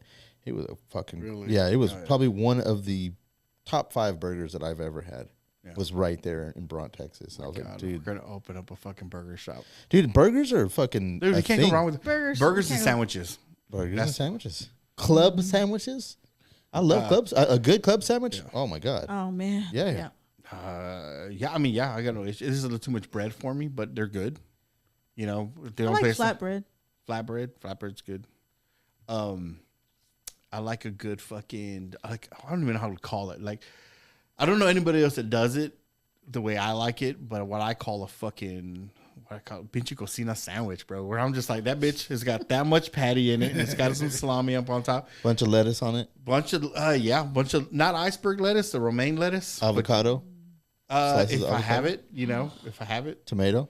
Yeah, I'm Lots of hungry onion. now. Lots of onion. I love onions, like a red onion Like- or a sweet onion. Yeah. Okay. Not the white. No, not white. Oh, yeah. okay. But you know what? I can't even knock it. I'm not a fan of of white onion. raw white onion. No, Yeah. no. I don't mind it, man. See, don't Amy mind it either. hated it. She's like, "Oh my god, how can you eat that?" And I made her. If a it's dish. cooked clear to where it's sweet, I can do it like that, but not Yeah. just regular Right. raw Oh white no! onion. Yeah, I made her no. a sandwich, bro. She's like, "All right, I'll try it." She's fucking. I guess her taste buds changed. She fucking because it's a good sandwich. Like when you're holding that sandwich, it's about like this. Yeah. You know, and she's like, "Oh my god, that's fucking delicious." And I'm like, "Right," but the onion's not overpowering the rest of the sandwich because you're getting a lot of the cold cuts, the flavors off the cold cuts. Mm-hmm. And what I would, I like beefsteak tomatoes, but the romaine Roma tomatoes that are cut real thin, but not thin enough. See, I cut it down to the bottom. Like I do cut all the way down to the bottom, but I'll cut all the way through. The next one I'll cut all the way through. So when you put it, it wings open. Yeah. Because God, you know how much I hate when I sit there and bite through a fucking sandwich It and falls that out. one of them shoots out that way. That shit pisses me off, man. Fucking hate Yeah. that, man. So when I put it down, I put it diagonal. I'll put one diagonal this way, the other diagonal that way. So when you bite, it can't escape on you because it's Yeah. still tethered to the fucking other one that you're biting. What about on your bread? Do you put any mayonnaise or mustard, or do you have a spread that you like to put on there? No, mayonnaise and mustard, man. Like I like Miracle Whip. I like Miracle Miracle Whip Whip. is good. I like Miracle Whip. I'm not a big fan of real mayonnaise. It's a little too bitter for me. Yeah. I'm sure. You know what? I can't say that either because I've had one that it tasted great, but it didn't have that weird aftertaste like Helms. I like it. Oh, for- Helms does have an aftertaste. Yeah. I like it for different. For it depends what I'm eating. Okay. I prefer Miracle Whip for tuna Yes. Oh yeah. Okay. Yeah. Yeah. over the real mayonnaise. I like using real mayonnaise for whenever I do like grilled cheese. Oh, shit, okay. Instead of putting butter, I'll put mayonnaise, and then Okay. you get like a nicer. I don't think I've ever had it Oh my like God, that. now I'm hungry. Right? Now I want it. You know what? This whole episode makes me think of your brother Harvey, because I know whenever we get talking about food, I remember he made a comment one time when he was listening to one of the episodes, the early on episodes, and he was like, "I'm listening to y'all talking about food, and I'm looking over at my lunch, my sack lunch out here, and I'm like, what the fuck is this?" But yeah, man. Shout out to Harvey. Fuck, he listens to all of them. So yeah, shout out Harvey. So man, Yeah. Oh, actually, I'm gonna grab that and bring it over here and just put that on the table because I'd like to thank him for it. That's Oh, cool. he just don't want his name brought out. He doesn't want his name brought out. Yeah. It's too late. We just brought his name Yeah. out. So he has to listen to it. But I'm like, I was gonna take a picture and send it to him after. I Okay, put we'll it- do that. Put We'll it do on that. Facebook and be like, hey, thanks. Yeah, we'll do that. But yeah, man, I just like there's this new burger place, hot dog first bite that's opening up Oh, where yes. Tacos Locos used to be. Yeah. Nando's. Yeah, Ronaldo. Yeah. So I can't wait to try it, man. I hope it's. I have really high expectations for burgers, but that's my deal. I do That's- too. yeah. Burgers are like the American. Yes. Yeah. I'm telling you, thing, like at the moment, I'm willing to. I'm already out there. Luckily for lunch, but if I wasn't, I would be willing to drive all the way to Bronx because I like that Like that- fucking burger from Now- that one spot. Now that being said, right? Yeah, I wish I had the funds to take y'all, but there's this little you ever had a Mexican burger, where it's the most juiciest, nastiest thing. Like you're gonna get dirty. Greasy And as. no, it's not greasy. It's No? just it's not grease. It's Oh, all the I know what you're talking flavors. about. Okay, yeah. Okay. Oh my God. It's got, of course, your beef patty, your bologna, your fucking cheese. You got shredded. Then they put the fucking man. I want to say I don't know what kind of sauce. It's like a ranchero sauce they put on it. That's in there. Oh my God. There's jalapeno in that motherfucker.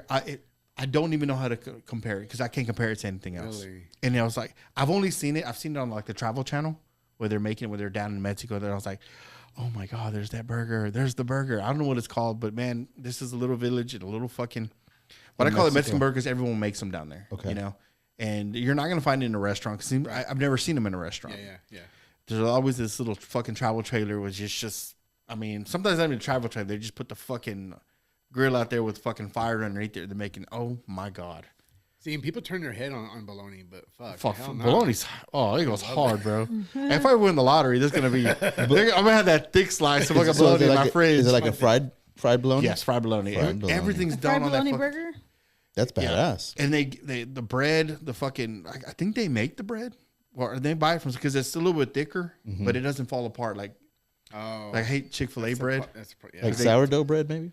No. No, I don't know what it. No, it's not. It's not sourdough. It's because it's soft. Okay. It's a softer bread. Well, boy, man, if I could just look, if you can hear this and you remember me, my name is Oscar Rivero, right? I will smuggle you to the U.S.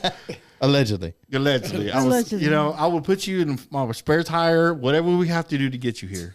All right, I will get divorced and I will marry you so you can get papers so I can bring you over. Because dude, it was the most fucking bomb burger I have ever eaten. I mean, bro, it sounds good. And honestly. there's no comparing it.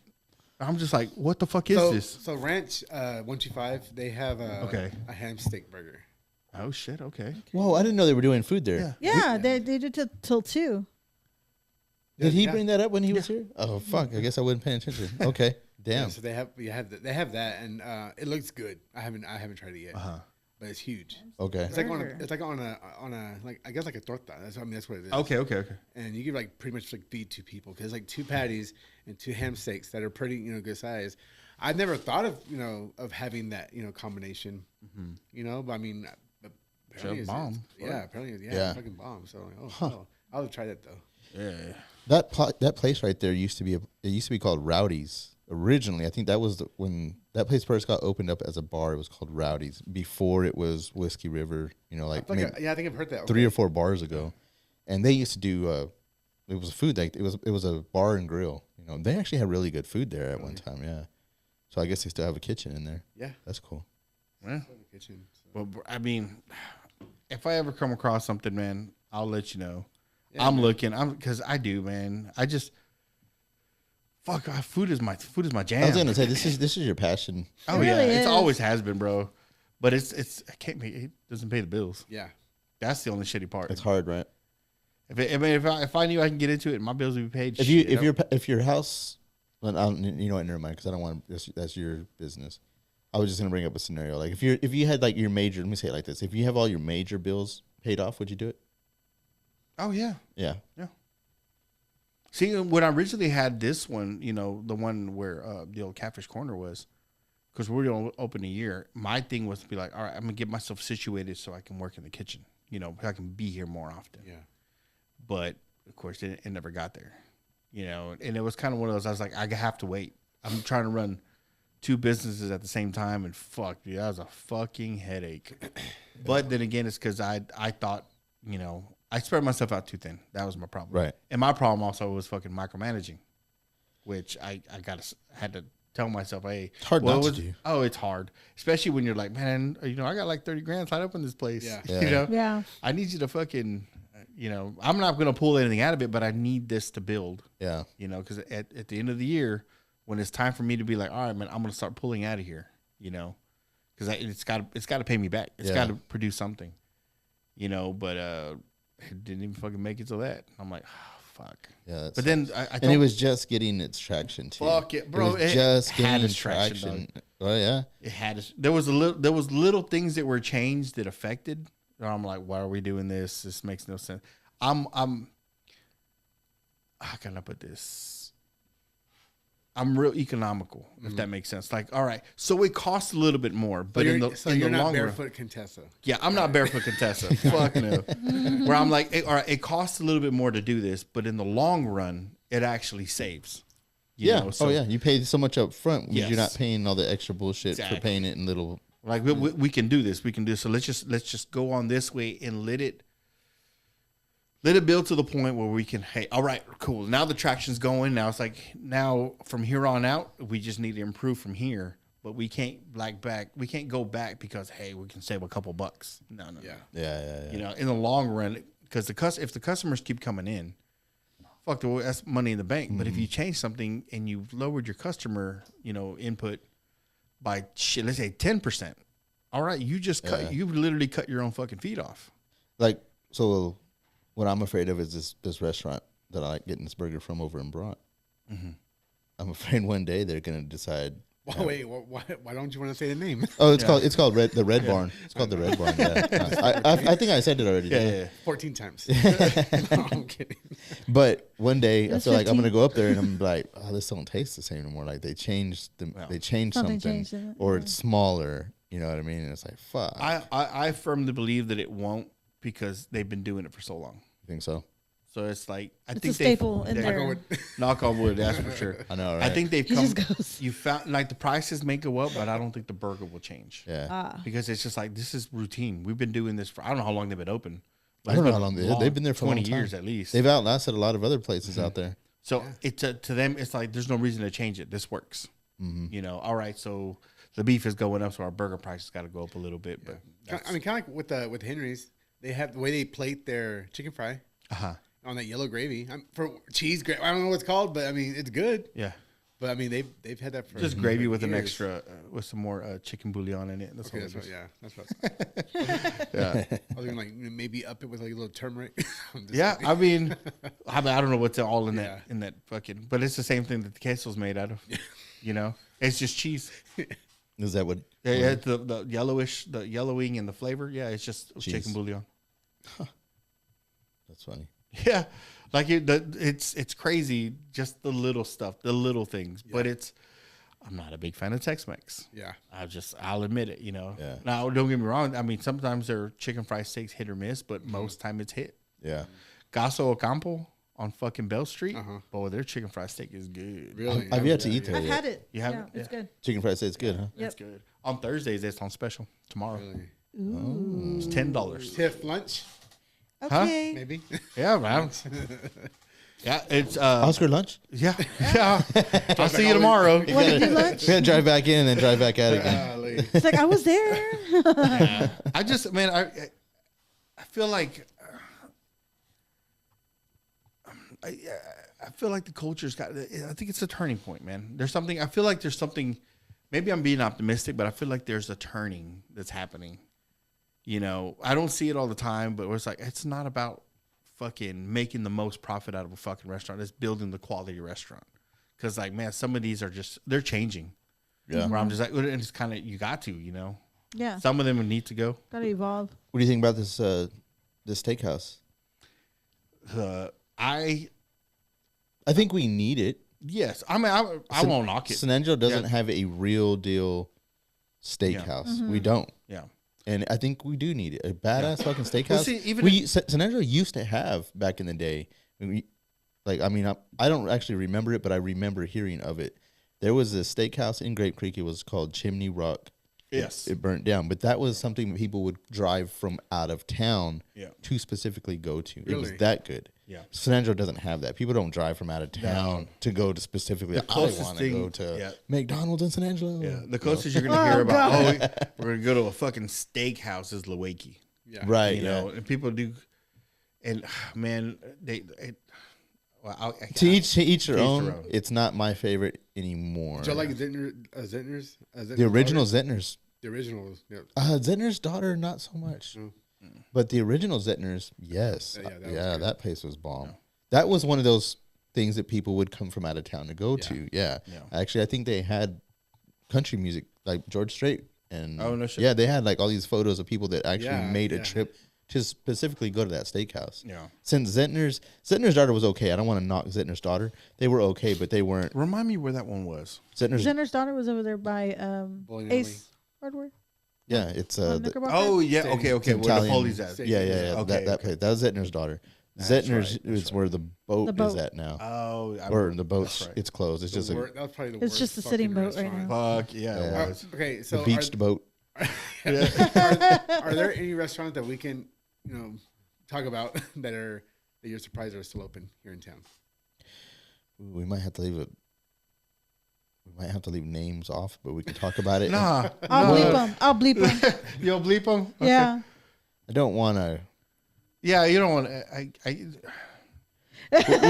We could like allude to the restaurant, but we can't actually. I don't know if we should actually say the name of the restaurant. said but it I think I've said it Sinangelo is small before. enough. Everybody can fucking figure it out. I've said it before on the podcast. I know everybody knows it, but you don't Yeah. like. Yeah. There's this Village restaurant over. There used to be a bunch of peasants around there. Peasants used to go. Oh, there. okay, yeah. Really? Yeah. I've never been there. Yeah. I was impressed. I've never been there either. No, I've never been there. I've been for their lunch. You know, their sandwiches are good and stuff like that. But well, I'm paying $60 for a steak. I expect it to be, hey, at least have some flavor. Yeah. But I mean, it's no here nor there. Boy, that fucking pisses me off. Mm-hmm. And the steakhouse out there in it's not in Luwaki no more, but it used to be. That fucking place does not have flavor on their steak. Now, don't get me wrong. Maybe that's their thing. But how the fuck do you lose the flavor in a steak? Yeah. I don't understand. A steak just naturally has flavor. Yeah. Like, I don't get it. My issue with them was like, who's butchering this cow? Like, you can't just cut a piece off a fucking cow and call it a ribeye. Right. Yeah. You know, it's got to be the ribeye. You can't just like, oh, yep, I cut it off. Here you go. Yeah. I was like, how would you like it? Medium rare or rare? Because that's what I like. When I'm sitting there, I'm like, Oh Lord. trying to tear this bitch apart, and I'm like, oh my! I was like, Chewy what as hell. is this? Yeah, no. Oh, that's what I can't remember what it It's was, that like a New York Angus. strip or some shit like that. And I'm like, I don't know what part of the cow New York this strip but is it's usually not. pretty damn tender. Yeah. Damn, what the fuck? It was. Now when they moved, it was still the same shit. But I'm like, look, bro, this is not this hard. Steak is not hard to cook. Right. What's your favorite cut? Ooh, What's your man. favorite cut? I'm gonna ask you too. My ribeye. Ribeye? Ribeye. Yeah, Ribeye. You can't go wrong with ribeye, really. That's a damn good cut. Can't see. I had the name in my head. It starts with the P. Prime. Prime? Mm-mm. No. Optimus Prime. Optimus Prime. Yeah, I used to get it out here at the Grain and Granary because they had it there, and I was like, "Oh shit, this shit's good." God damn it, it's not. It's a throwaway meat because it's not the known ribeye New York steak or New York strip, But but I it's can pull up a diagram and pulling it it gives up you right it gives you now, all actually. the cuts. all the cuts. Yeah. It's either starts with a P or a D. I can't remember. Oh hell. But I was totally surprised because it's like they call it the cousin of the ribeye, and I'm like, okay, because it has more of the, I think, you know, ribeye's got that cap. Porterhouse? Porterhouse is one. No, it's not porterhouse. See, I'm being difficult here only because I've had it and I was like, oh, I was impressed, but I don't know anybody who has it. Prime rib. You said no. The plate. Pastrami. Pastrami is a cut, and pastrami is good as fuck. You know what pastrami is? Tender, shoulder. That's in that brisket. It's brisket. It's There you go. brisket, yeah. And actually, I gotta give these guys a shout out because every time I'm eating there, it's fucking good. Where? So this Cuban, it's a trailer. It's right behind Headhunters. Yes, Oh. that's the one. That's the one. You're right. I'm gonna. So, anyways,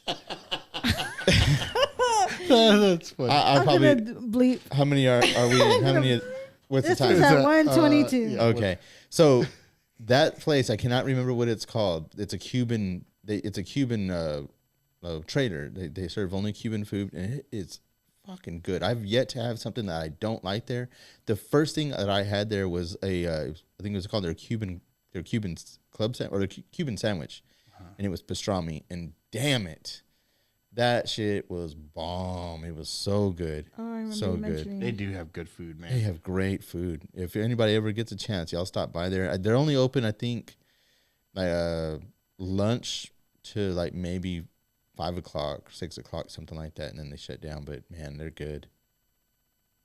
We're sitting here looking at Literally, I am. I'm like, huh? we're trying to figure out what Oscar likes. What does Oscar like? Likes it all. He likes asado. I know he fucking loves asado. God. Short Boy, that plate, you know primal, what, man? They're I mean the rump. No, I'm just kidding. see that's Pecho. pechitos. That's brisket. This place is giving, dude. There's all these different types of cuts. So there's Brazilian cuts are different than American cuts. I didn't know that. There's Argentine cuts, Yeah. Brazilian cuts, Irish, British. I guess for the sake of the Australian. podcast, man, I like ribeyes because it's got a lot of fat, and I like that cap at the very The end. fat cap.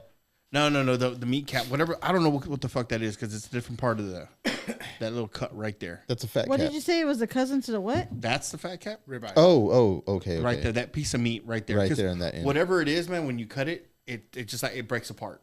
Fucking love it. I think that's a great.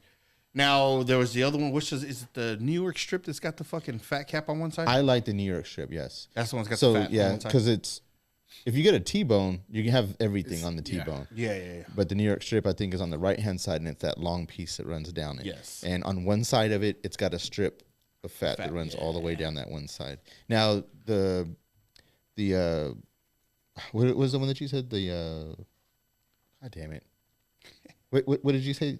Your favorite cut? Oh, ribeye. Ribeye. So the ribeye has a lot of fat. Not a lot of fat, but it has fat marbled into it. Yes. Yeah. Which is good too. But I like on the New York strip how it just has it just on that edge, man. It's fucking good. Short Like, rib. some people don't like it. Like my wife, she's not a fan of New York strip, and I don't understand why. Because I can See, make I'm that not- shit like candy. I'm not a fan of sirloin. I'm not a fan of sirloin. It's too dry. It's too fucking And that's what's common, yeah. around here. And it's like, oh man, some of these people, I'm like, oh And definitely overpriced, I think. yeah, especially now. Fuck Yeah. it. Do you like lengua? Oh no, I love lengua. Lengua's the shit. I got lengua, fucking cheek meats, delicious, lamb brain. The poor Like man's lamb ribeye head. is the Chuck eye steak. Oxtail? Oh, fuck, I love oxtail. Oxtail's good. But oxtail, it's got to be done. Like I like it a certain way. It's got to be fucking seared first before you boil it. You can get that. Gives a different flavor. Yeah, Yeah. it like I said, it's Dude, I did not realize so many cuts. all the different. Well, I mean, if you go to a different country, they have a whole different set of cuts that they like. There's a French setup right here. So much. Speaking of different names of different things, Tony, you want to talk about your different names? Oh yeah, you. What? Oh yeah. Or should I call you What kind of fat man is Lane? Well, when we had homeboy on here, oh my god, DJ Energy, Chris Fernandez, shout out. We had brought your name up because we were like, oh yeah, we're gonna have Tony on next week, and he knew you, and he was like, what is he going by now? Is it Juan? He started naming off all this A government name. government Juan. name. Yeah, Lane Houston. That was a good one. Lane, Lane Houston. Yeah, Layne. Then Houston. We have a friend that still calls him Lane. Yeah. Do you answer? Hey, what's up? What's up, Lane? Or does that? They have to say the whole. They have to say the whole thing. Lane Houston. Yeah. Otherwise, I'm like, what? Damn, that Lane Houston. That sounds like a Sounds like a horse bull farm. rider. Yeah. Oh yeah, Right? bull rider. Lane Franklin. Damn old Lane Frost right there. Old Lane Houston. Yeah, Lane. Good old Lane Houston right there. I seen him down in San Angelo, Texas, that old rodeo over there. Oh my god. Dude, that's funny. There's a lot of sheep there in San Angelo. Can you whistle with your like the Herbert the Pervert? Whenever he talks, he says that. I can't do that. I bet Oscar can. Oscar's got the fucking. Voice acting. He does, now, man. I don't think I've ever done. Get your fat ass in here, Chris.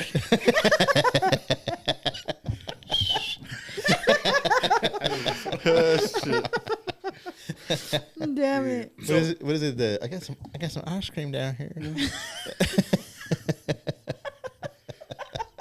Fucking Family Guy, bro. Family Guy's great. Shit. I'm gonna have to look for it and I'll send it to you.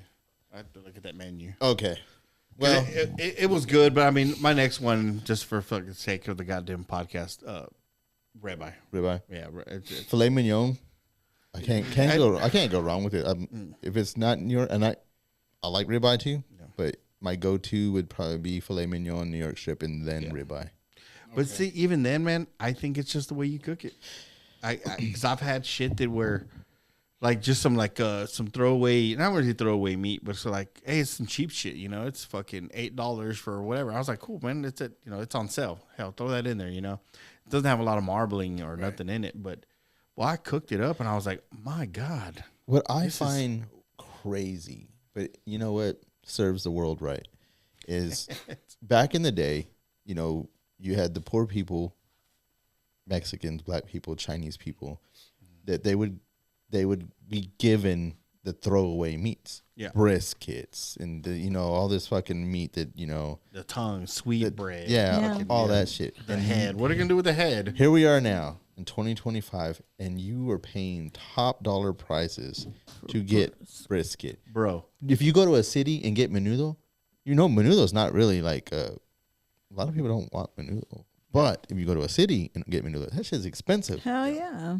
It's like a I don't know what you call that, like a delicacy. A delicacy. Yeah. There you go. But people don't want it because they know what it is. And they're like, oh, I'm not going to eat fucking intestines. That was shit going through there. And I'm like, calm the fuck down. This shit gets washed, Like, you know? eat ass, bitch. Yeah, right. Get the fuck. I was like, and You yeah. had worse things in your mouth. In the club. In the most- you're not even Yeah. embarrassed about it. We saw you in the club Yeah. eating ass. Doing coke, Like, what is it off from- the bathroom. Doing coke off the goddamn toilet Get the seat. pussy. Yeah, There you the butchest guy ever talking about he ain't gonna eat fucking intestines, but he's sitting there eating ass with this. He's on all fours with his ass up in the air. Yeah, I don't think you got much room to talk, brother. Damn it. I was like, well, What clubs are y'all going to? Oh my god! no, I heard this comedian. He's like, I don't think you can. I don't think there's a macho way to eat ass or eat somebody out. He's like, because you're either laying on your bed on your tummy and your fucking legs are out, or you're on all fours and your back is more arched than you wanted her back to get. Damn. Damn. And I'm like, oh damn, that makes a lot of sense. That's hilarious. I was like, 'cause how do you get down there without arching your back? You got butthole to the sky, with balls are dangling. Holy shit! Damn it! Hope the shit nobody walks in on you. 'Cause you're like, what the fuck is this guy doing? Human centipede.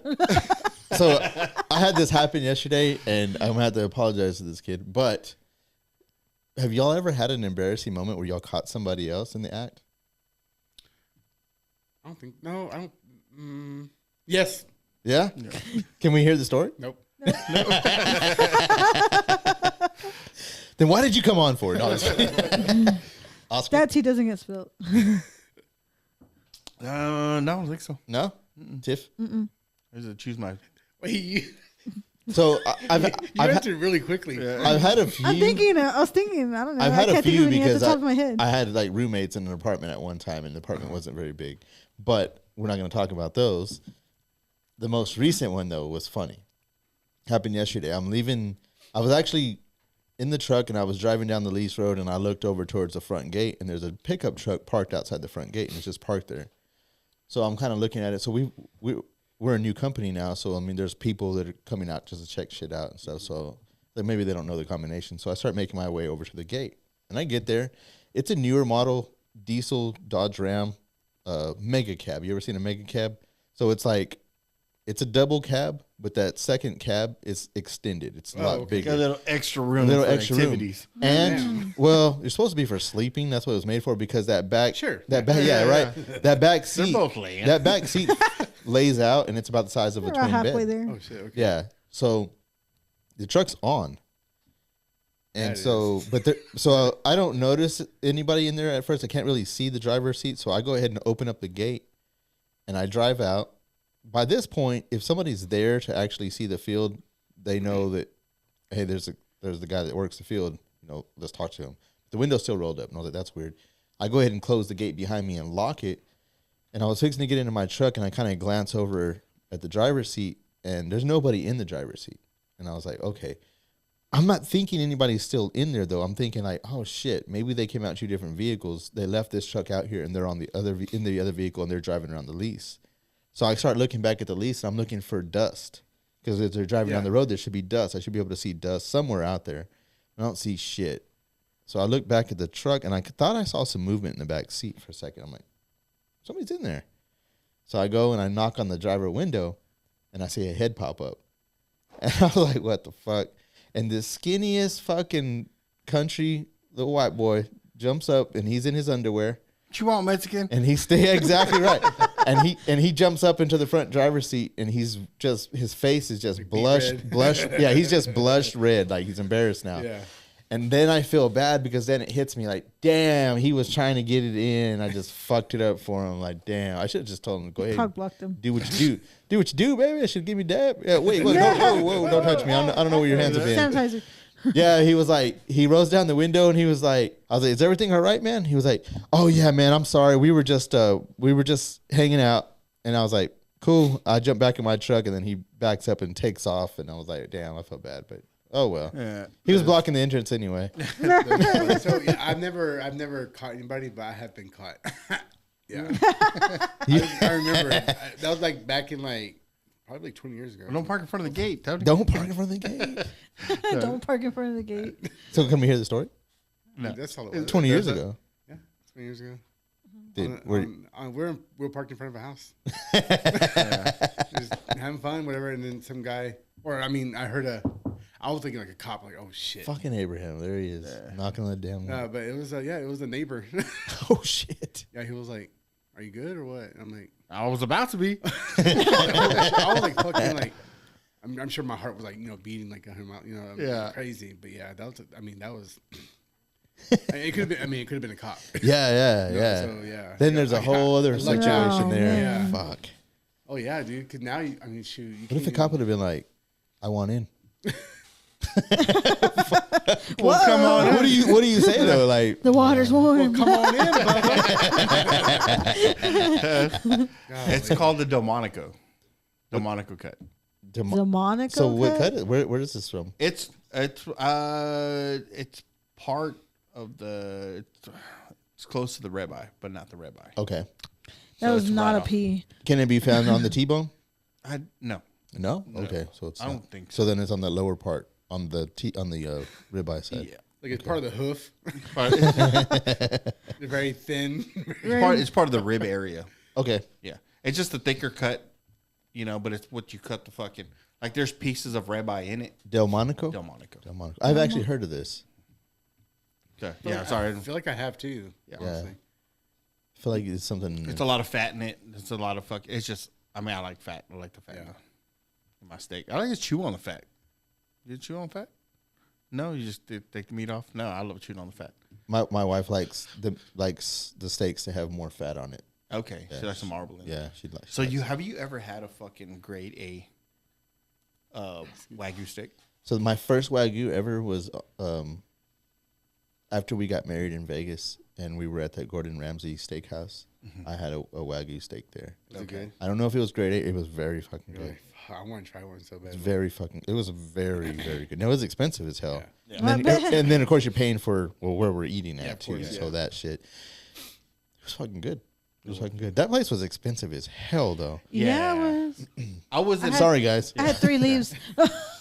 Yeah. Most people had chicken. I was- think mostly everybody ate the chicken. But I heard the chicken was fucking amazing though. Chicken was good. Yeah. I wasn't impressed, but it was good. Yeah. It's for what I got for like. 'Cause I think my bill alone for me and Amy was like $250.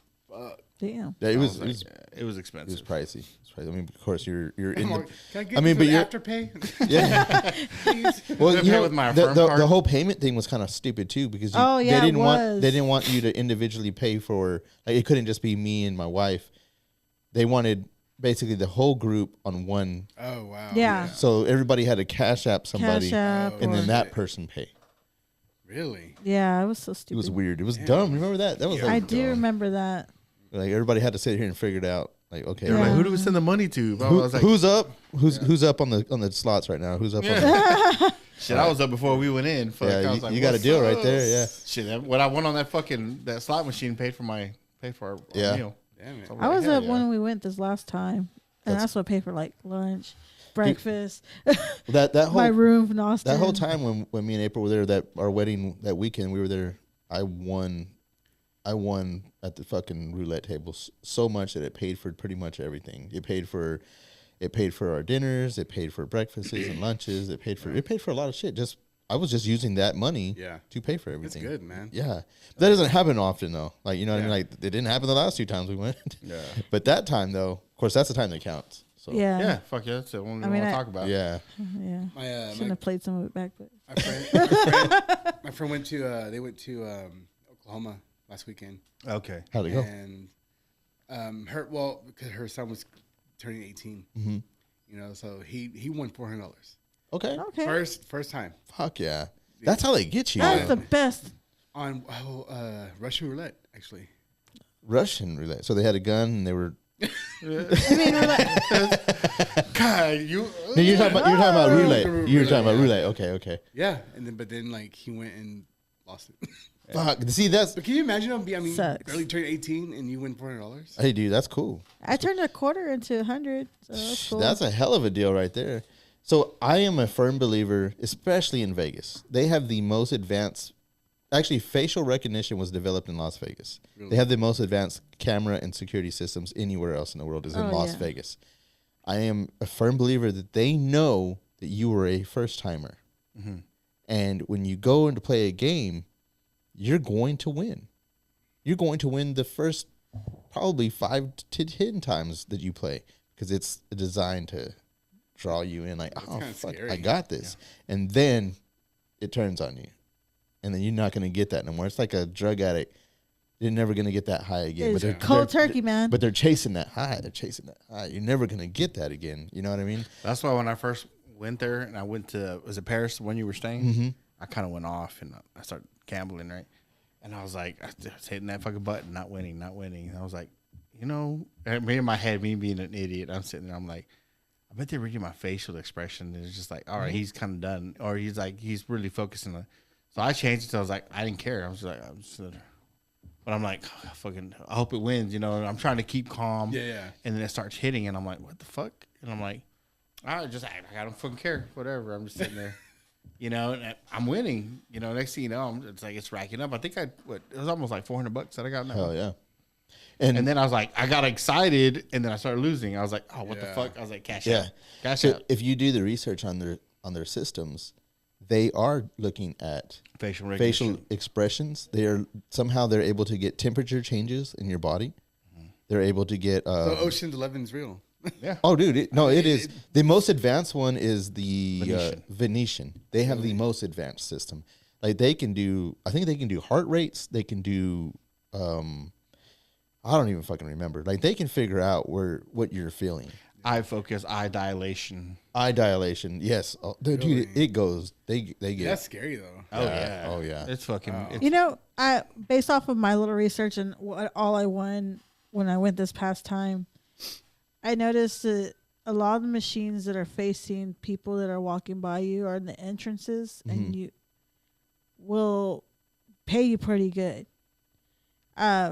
Because like that makes sense. I would play, and I would go on some to the inside ones and stuff like that, where you know it's kind of whatever. And then when I would go to the ones on the outside, like let's just say like that Frankenstein one or whatever, it's right in front of the entrance, right where people are coming where to people check can in. just see where people you. are checking there's in. a lot of people coming through. Ooh, I would hit. I would hit. That makes sense. And I was like, oh, okay, everybody. Oh, they're clearly winning here. This is probably a good spot. Yeah, You know, you're advertising for them. yeah, exactly. You won. Which I Everybody heard else this wants to from- come in because they want to win too. I heard this. There was this guy that worked at a casino, and he's like, "This is." He wasn't calling out Chinese people, but he's like, "They'll watch you as you're playing your game, and if notice you haven't hit or you're sitting there, and they'll count how many times you're hitting it, and you still don't win. When you leave, they'll jump on that bitch and they'll dump $200 because they know that win's coming. It's circling around. Damn it. So that's a real thing then. Yeah. Okay. So just I believe that. Well, so the machines I've heard they go on a percentage. They have to legally. They have to pay out after so many plays. Yes, that's why you're being watched like fucking hawks for everyone around you. It's like shit. He's not winning, but he keeps putting money. So he's like, well, wait till he fucking leaves. They'll jump on that machine, something $200, and they just like keep hitting it. Mm-hmm. They're lurking, waiting for it. Yeah. Yeah, it's like people have systems. Hell, I had a system down there whenever I was fucking with roulette. But then Russian roulette? I swear to God, Russian roulette. Those damn screens. I swear to God, they changed them up because it's not like that no more. It was only like that. So that weekend for my wedding when we were down there, at the end of the roulette table, there's a screen right there, and it tells you the last, I think, 10 to 20 plays. What's hit, what's hot, what numbers keep coming up. Yeah. Red, black, like it's telling you everything in real time. And that's what I was doing is I was watching that and I was like, all right, so black's hot over here. So boom, 100 on black. Caliente. Boom, boom, boom. And then my method was if I lost 2 times in a row, I was out. Yeah. So, but if I lost once, I would play again. And if I won, I'll keep going. So that was my method, but I was watching that damn screen.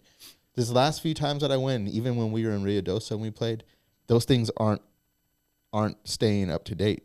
They're like 50 moves behind.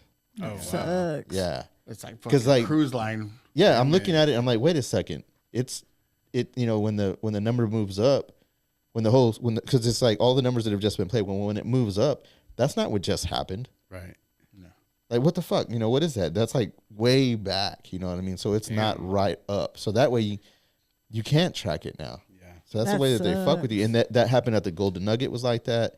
I haven't been back to Paris actually since we got married. So I need to went back there. 'Cause Paris, they did good. was it on What's up? time? Paris was right on. Paris was right on.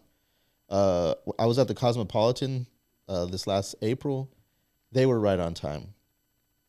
But maybe the higher end. Oh yeah, we did casinos. see that one that was on time at the Cosmo. Yeah. I would probably never go to another casino. No. Nah. Fuck, man. I work too hard for my money to be giving it away. That shit just makes Man, me I mad. hit Russ. pretty good though. I really did. Like I said, I did pay for a lot of things and such, but damn. It's easy to give it right back though. It That's the really thing is you have to is. figure out like, all right, boom, I'm out, and stay out because the minute you jump back into it again, they Get you. They get you. Like goddamn sugar. Yep. Like goddamn shit. Goddamn. They sweet it up for you just to bring you right back. Have you ever been, Tony? Any casinos? Never been. No. Stay away. I mean, you're not missing nothing. It's definitely a different experience just to try it, but it's not like you're missing out on anything. I mean, shit. The way things are going now, you can damn near do it off your phone. Right. Pretty much. It's crazy. Yeah, man. There you go. Was it DraftKings? They do a lot of shit.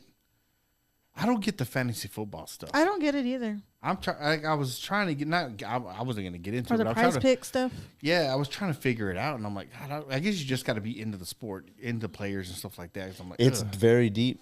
I'm not into it either, but I know it goes deep. Like you've got to know Statistics. because and it doesn't go by the teams, it goes by the players, and you players. basically build your team off of all the players in the league. Yeah. So if in real time your quarterback is such and such guy and he gets hurt, damn, that was your okay. guy.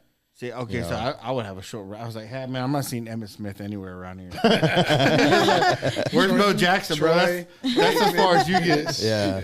I was like, I guess Brett Favre's out. I guess. Yeah. Yeah, dude, that's as far as I know. Shit, I don't know shit about sports. I don't know.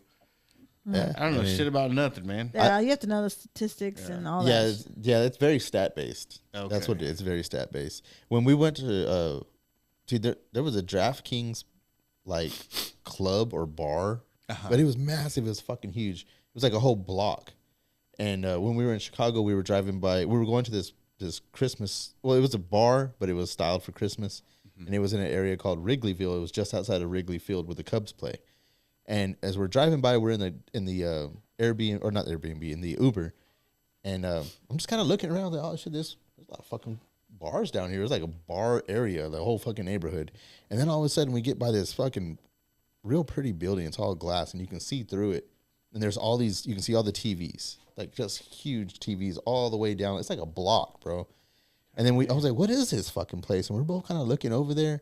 And then we finally get to the end of it, and right on the end, it's DraftKings. Oh, It's okay. their fucking bar. Well, I didn't know that gambling's legal in Chicago. There is a, I can't remember who. I think it's Bally's. Bally's has a casino in downtown Chicago. Well, in Wrigleyville, and it's like right across from where they were at. Yeah. I was like, dude, that's fucking crazy. But That shit's I didn't know legalized DraftKings already. is big though. Yeah, Yeah. no, they're huge. It's crazy. Fuck that. I don't know shit about. I don't know enough. If to you get fucking into put my money sports betting, that's a whole different on. thing. It's a sickness, bro. That's You've got to know so fucking much. Yeah. And you don't have any favorite teams. You go on statistics. You have to keep up with like injuries of players, people that are on hot streaks, people that are not on hot streaks, you know, like all of that hey shit. Phil, did you pick up the kids from school? No, bitch. People that are going, Kids, what kids? yeah, people that are going through a divorce. That's Yeah. going to fuck with them on their game. Yeah, you can't show it to your fucking meetings because it's like, hey man, I'm doing this shit. Like I don't know. I mean, I get to each their own, but I see some people and I'm like, man, how do you retain all this information Shit, that and ain't no shit. still fucking be able to go to work and do what you're doing? I couldn't do it. No, hell no. Not all the parasites on my body. I can't remember time- shit. It's a lot. It's time consuming. I'm sure. That's the hobby. It's work. That. People get thrill out. Yeah, I mean, they get like a thrill out of that. Yeah. Doing that. Well, I mean, but people do win. Yeah. I know people. yeah. I know people that win. I know my brother's won some money off of it. Yeah. Yeah, the guy. It's actually he was telling me when we first got here. They were doing fantasy football last year, or whatever it was.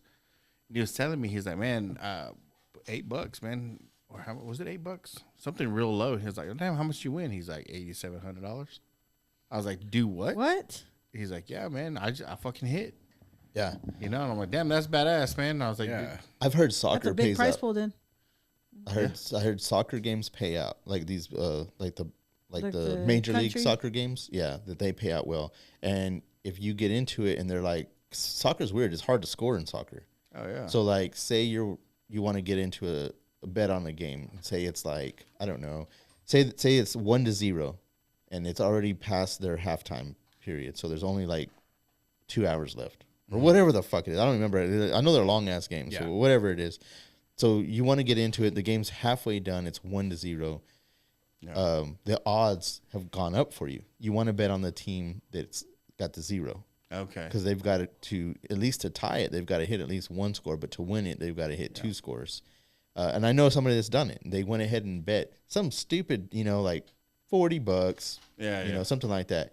And fucking shit, sure enough, that team fucking came back and won the game. They get like $4,000 off of that $40. See, and I need somebody to yes. explain to me because I keep passing up on this shit, right? And just because I don't understand it, the fucking squares. Are you talking about for the football? squares? Yeah, for football. That's So- easy. That is easier to understand. Like I've never really asked somebody to explain it to me, like exactly how this works. So I'm like, I don't know it, so I'm not even gonna put. You know it really well, Tony? All right, so you've got. Have you ever looked at the board? Yes, I've looked at the board. Okay, so you've got 0 to 9. Mm-hmm. And it's for like say the Cowboys, 0 to 9 for say the Ravens, right? And so everything's blank. Everybody that's like the rest of the board is blank. So what is that? 100 squares? I don't remember how many squares. Yeah, that 10 is. by 10, or what'd you say, 9? 0 to 9. So yeah, it's 10 by 10. So you've got everybody that's in on it. You're gonna put somebody's every square is to the numbers, because you have your numbers on the side 0 to 9, 0 to 9. So you can pick a square like it's an 8 and a 5 or whatever. Okay. You put those numbers down randomly on the side. It's not going to be 0, 1, 2, 3, 4. Like they're just going to be random. So that way everything's random.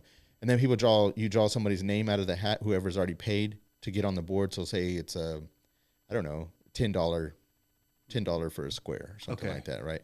So you draw their name. If they're the first ones, then you put them down, and it just kind of goes on down. Some places do actually let you pick your square if it's available. Okay. So I've been on one where I got to pick one. Yeah, some places you can pick your square, but the most common one is just drawing your name, and then you just Makes it more fair. it makes it more fair. And then now there's some ways to make money off. Actually, there's a bunch of ways to make money off of it if you made it, which is why it's illegal, because you can take money off of it. So because people are let me see. If people are paying $10 a square, and you pay out, what would that be? $100 a quarter? Mm-hmm. Actually, you can pick how you want to do it. Yeah. As long as the money that comes in can cover that. Anything left over, you keep. Huh. Okay, but how does that? I mean, I don't understand. The score. Yeah, the scoring. How does that work? Oh, so like now you can do it forwards or backwards. Some of them just do it straight. So what you do is, say the score is 24 to 10. Okay. So that's the 4. You go by off of everything. So it's the 4, 24. So you take the 4 Okay. And a 0. and the 0. So if I'm on 4 and 0. So whoever has the 4 and the 0, that square, they won that quarter. Yeah. If it's straight. Oh, God. But If it's straight. Now some of them do it forwards and backwards. So if it's 24 to 0, it doesn't matter if the Cowboys had the 4 or the Ravens had the 4, because it works both ways. So sometimes you have 2 winners. If it's like that, you will have 2 winners. Oh, okay. So if it's just a straight game, you're only gonna have 1 winner. Yeah, that's what I was wondering. I was like, how do you? Okay, so my name's on the square. How do I know when I won? But if they're doing it that way, then okay. Usually based off of quarters. So okay, all right. And then some of them will do it like, okay, and then after halftime, it doubles. Some places can do it like that. Well, the payout doubles, or like at the Super Bowl, I know they do that. A lot of times, if you're on a Super Bowl board, it costs a little bit more to get on a Super Bowl board, but I think every quarter doubles or some shit like that, or it's worth more than the last one, and then the final one is worth the most or some shit like that. And then sometimes, especially it happens in football a lot, sometimes the score doesn't change and you can win but not even multiple quarters. Yeah. You know, it stays 0-0 Those until damn, it's whatever until the last fucking quarter. So somebody just won 3 fucking quarters 0-0. those damn blowout games. Yeah. I mean, your best numbers are, what do you call a 1, 7, 0, 4s are good. Yeah. Because everything goes in 7s. Yeah. Unless they miss their field goal. Or unless it's the Dallas Cowboys and it's only 3s. All they can hit is goddamn field goals. Yeah, that's what I was gonna say. I was like, man, Tony's like, damn. Okay, you know what? I'm gonna.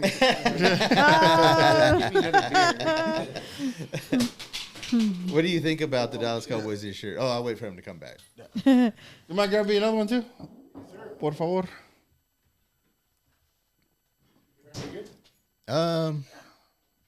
This year's their year. This is their year. This year's the year. Well, this year would be the 30th. Man, I saw this crazy, funny ass meme, and J-Lo has more fucking rings than the Cowboys. Damn. Fucking shit. They're not wrong. So. Yeah, it's true. They're not wrong. She's got more rings Than the Dallas Cowboys have got. Yeah, I saw another one. It was a TikTok, and it was like, "Hey, if it snowed 6 inches every year, for the past 30 years, what are the chances that it's gonna, how many inches is gonna rain this or snow this year?" I was like, 6 inches. It's like, oh, okay, 30 years of data, right? She's like, yeah. I was like, if I told you it was gonna rain 12 inches yearly, and that's what we get every year, what do you think is going to rain this year? And she's like, well, fucking 12 inches. She's like, what's crazy is that we got 30 years of data that we know the Cowboys ain't going to win, but yet you still wear the fucking jersey. And I was like, oh. I was like, but yet you're still. So what do you think you're is still, going to happen? this year's their year. I can't hate on it. I'm not. No, I don't. I grew up The a Dallas fandom is Cowboys. real. Yeah, I grew up a Dallas Cowboy fan. I just had to quit getting my heart broken. I moved on.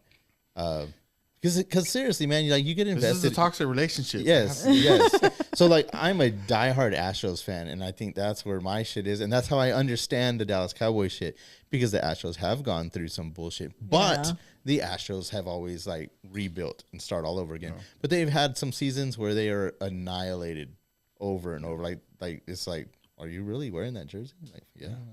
But they're coming back. But at least they do come back. They come back and do something. Man, fucking Cowboys, bro. Goddamn. Was it 1997? 95, right? 95, 96. 96, yeah. Fucking That's what I'm saying, dude. shit. Yeah, 30 years. Today's this year's their year. This year's their No, I year. mean, that's what I grew up on, watching Cowboys. Yeah, because it was a family thing. Everybody Yeah. got together. My dad. I'm not here nor there with it. My dad got me into it because my dad loved this 1970s Dallas Cowboys. He would I watched reruns with him of the Steelers and the Cowboys Super Bowls. Those were what they call them, the Iron Bowls. Those were fucking gangster Super Bowls. They were fucking each other up. There was the rules that we have now. Nah, Flagged for everything. Nah, man, they were laying each other out. People were getting carted off the field, and the game keeps going on. Shit. Excessive ouchies. Yeah. That's what drew me to the. So I'm a Ravens fan, but what drew me to the Ravens fan is they're a very major defensive team. Yes, they do have a great offense now, because you kind of need both. But I'm a believer that defense wins championships. The way they play defense is, I'm just gonna say, there's a bunch of murderers on that team, literally, because a lot of them have been convicted of murder. So there's that. So what's your famous? Fun little fact for you guys. Guys came out of there. So Michael Vick wasn't a Ravens, no, right? no. No, Actually, he was. Falcons. He was. Oh. Not during. He wasn't in his prime no more. He was a backup. He was just looking for somewhere to go. He was a backup. He was after all his shit. He was just kind of floating around the league. What about Ray Rice? Right. He was. I think they put something in that water over there. No, it's the culture, bro. The culture is it's you can see it, and that's why I like them. When these guys go out there and they hit somebody, you see their spirit leave them. I'm like, oh my god, why did he hit him like that? That's fucking rude. Oh my god, fuck. No, There was a game. Oh god damn it! I can't even think of his name. The best fucking Raven ever. Ray Lewis. Ray Lewis. Best fucking Raven ever. Right. He's defending. He's a fucking linebacker. He's defending, and I remember seeing this. I remember watching like 30 and 30, which is like they're talking to like some guys. Have you ever seen a 30 and 30? There's like a story going on. So, anyways, this guy, he's a receiver. He sees Ray Lewis. Ray Lewis is a fucking bad motherfucker. Matter of fact, he was convicted of, or not convicted. He was charged with murder, and he got off. Okay. But he didn't do it. So, anyways, Ray Lewis. He's already defending murder. Yeah. Ray Lewis is in the backfield, and he's watching, see what's going on, right? So he's watching the play happen, and he's looking for the ball, like who's got the ball, but it's not coming close to him. This other guy, he's a receiver. I can't remember what the fuck his name is, and he's like, I'm gonna fucking like. He makes a dumb decision because he doesn't. The ball's not coming to him, but his job is to block, and he's like, Ray's not looking at me. I'm gonna take Ray out. It's fucking Ray Lewis, bro. You're a receiver, bro. You're just tall and lanky. So he goes and charges full on to Ray Lewis. He thinks he's gonna take him out, bro. He hits him and he fucking flies backwards and just lands on the ground. I think I saw highlights of that. Dude, he lands on the ground and then he's got like a minor concussion because he's got to get helped to go move over to the sideline, and he takes a knee. And the coaches are like, "You're all right? Everything okay?" And they're like, "Hey, man, you stay away from those big guys, man." Yeah. And he was like, "I don't know what happened." He's like, I think I checked. He's like, "Did you see me hit him?"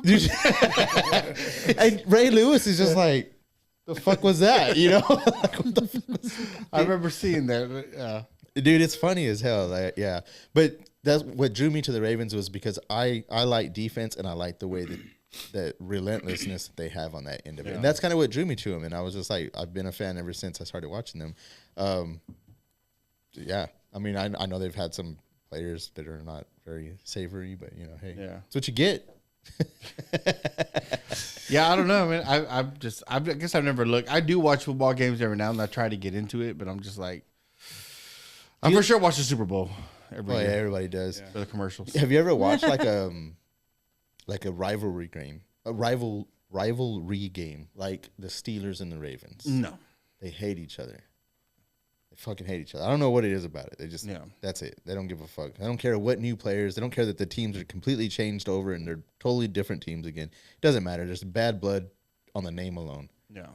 They fucking hate each other and they go out there and they fuck each other up. If you ever get a chance, watch one of those rivalry games like that because it's like, oh, yeah, I like football. Yeah. That's cool. I like seeing that. The Dallas Cowboys and the Redskins used to be like that. They're not really like that I now. was about to ask, like, what do you think? Yeah. The Eagles, maybe? I don't think the Eagles. Yeah. I think, but man, the Cowboys are just, the caliber is not there no more, bro. I mean, I don't know what the fuck happened there. It's a spotlight, maybe. The showmanship. Like, they're too worried about their image. Mm-hmm. And the game doesn't matter anymore. Because they're America's team. Yeah. No matter what, they'll always be, they'll have that brand. America's team. The Eagles are just, hey, I saw this thing where they were at a camp over, because the Eagles just won, right? This last year, did the Eagles win? Yeah, they won. Sure. So, yeah. So anyways, it was a camp. And so the Eagles and the Cowboys are going to play each other. I think their opening season, the opening game of the season, it'll be against the Eagles and the Cowboys. I want to say that's what's going to happen. Anyway, so they were talking. It was like one of these ESPN documentaries or whatever, because they're seeing the two different camps and the differences between them. And they're like, the Cowboys are good. They're rebuilding. They got a new coach. They got this and this and that going on. But they're like, I forgot about that. Yeah. But they were like, they got a new coach, and they're like, so there's this whole thing going on. That coach is hard on them. He is hard on them. I want to say there's some of them are already trying to get the fuck out of there because they don't want to. Yeah, because they want the show. They want to be there for the show. Yeah. They don't want to do the hard work. Right. It's a problem. And they're like, you can definitely clearly see the difference. They were talking to one of the ESPN guys because he went to both camps. You can see the Cowboys. They're there. They're working hard. Some of them. He was like, but you can tell the spotlight. That spotlight is just there, and they love it, and it's their thing. And they're like, maybe it makes them better. I don't know. He was like, but then you go to the Eagles. The Eagles are like, they don't give a fuck about last year. Mm-hmm. They're the Super Bowl champions.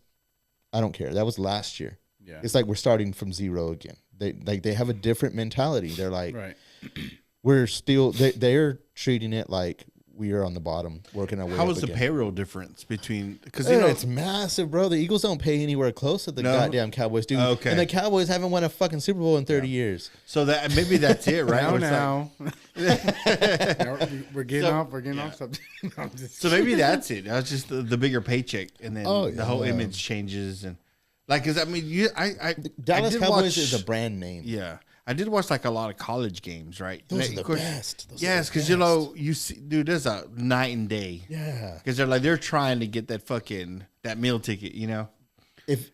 Oh man, and what's sad is it's not sad. It's got its trade-offs. They should have been paying some of these guys in college because some of them they put their all out there in college and they couldn't go to pro because of an injury or something happened, you know. But in college they were the shit. Yeah. You know what I mean? Yeah. Like Vince Young from the Texas Longhorns, Okay. phenomenal. But when he got pro, I don't know what the fuck happened. He just fell apart. He ended up just not making it pro. But dude, one of the best college games I ever saw was whenever they won the Rose Bowl, the national championship game against I don't remember who the fuck they played, bro. But they were down. It was like third quarter. No, it was fourth quarter. They were down by like 2 touchdowns and a fucking field goal. And that dude wheeled it. Like he was like, we're gonna win. He took that fucking football and like everything that needed to happen, he made it fucking happen. And they won the national championship. Yeah. Like I remember seeing that. Like everybody was like, oh fuck, they're done, this and that. And I was like, you know what? There's still enough time. There was like 5 minutes or whatever. And I was like, there really is enough time. They can come back and do this. I said, but it has to happen this way. Fucking shit, if it didn't happen that way, I should have had money on that game because it happened just like that. I was like, the defense has to stop him right now. Boom, the defense stopped him right now. I was like, okay.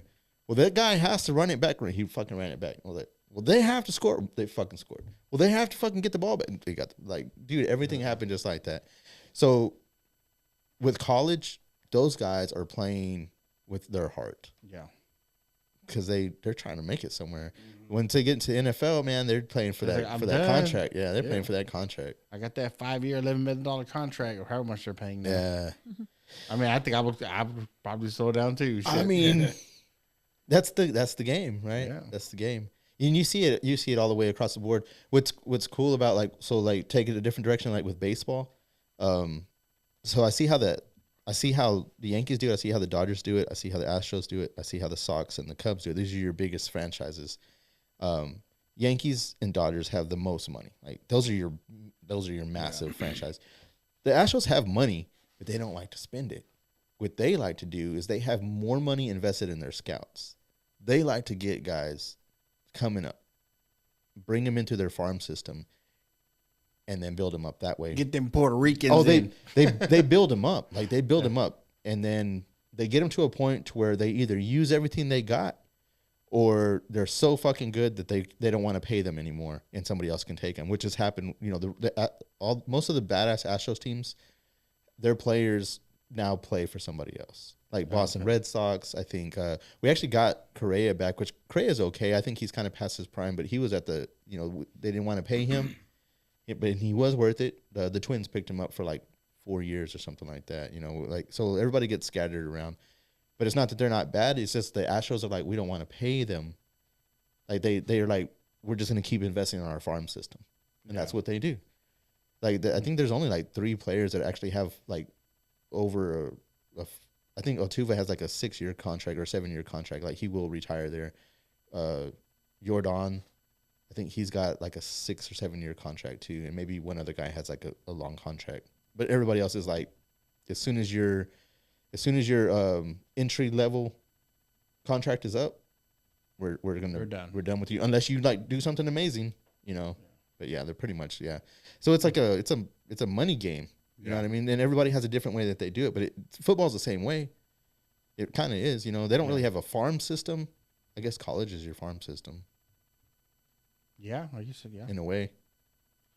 I don't know. You got a little too deep for me. I was like, I was like, see, he knows the sports.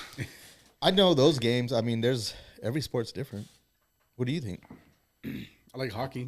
You like hockey? Because of the fighting, yeah. No, I used to go to when we had the Outlaws. I would go. I did too. I Outlaws was enjoyed cool. those. Me and my uncle, we would go. Outlaws My was dad cool. too. Yeah. Outlaws were cool. Dude, if I can find an Outlaws jersey, I would buy it. And then they turned into the Saints. How do you go from the Outlaws to the Saints? I know. Huh? How do you go from the Outlaws? They went from the Saints? Outlaws I have to no become idea. the Saints. They The Coliseum was called the Hideout. And then I remember they would always go against the There was? Jackrabbits. Yeah, when it was the Outlaws, Or like, the Jackalopes or something. the Jackalopes from Odessa. Yep. Yeah. I don't know, man. I went to a couple games. I didn't go to many, but then again, I was just never a sports My dad would guy. always Yeah. get tickets, so we would go. I wish I was. No sports at all, like nothing. Fighting, boxing. You like boxing? Nah. You like tennis, You know, man. golf, rugby. Nah, none of it interests me. Are you good at golf? I can knock the shit out of that ball. I'm not good at putting.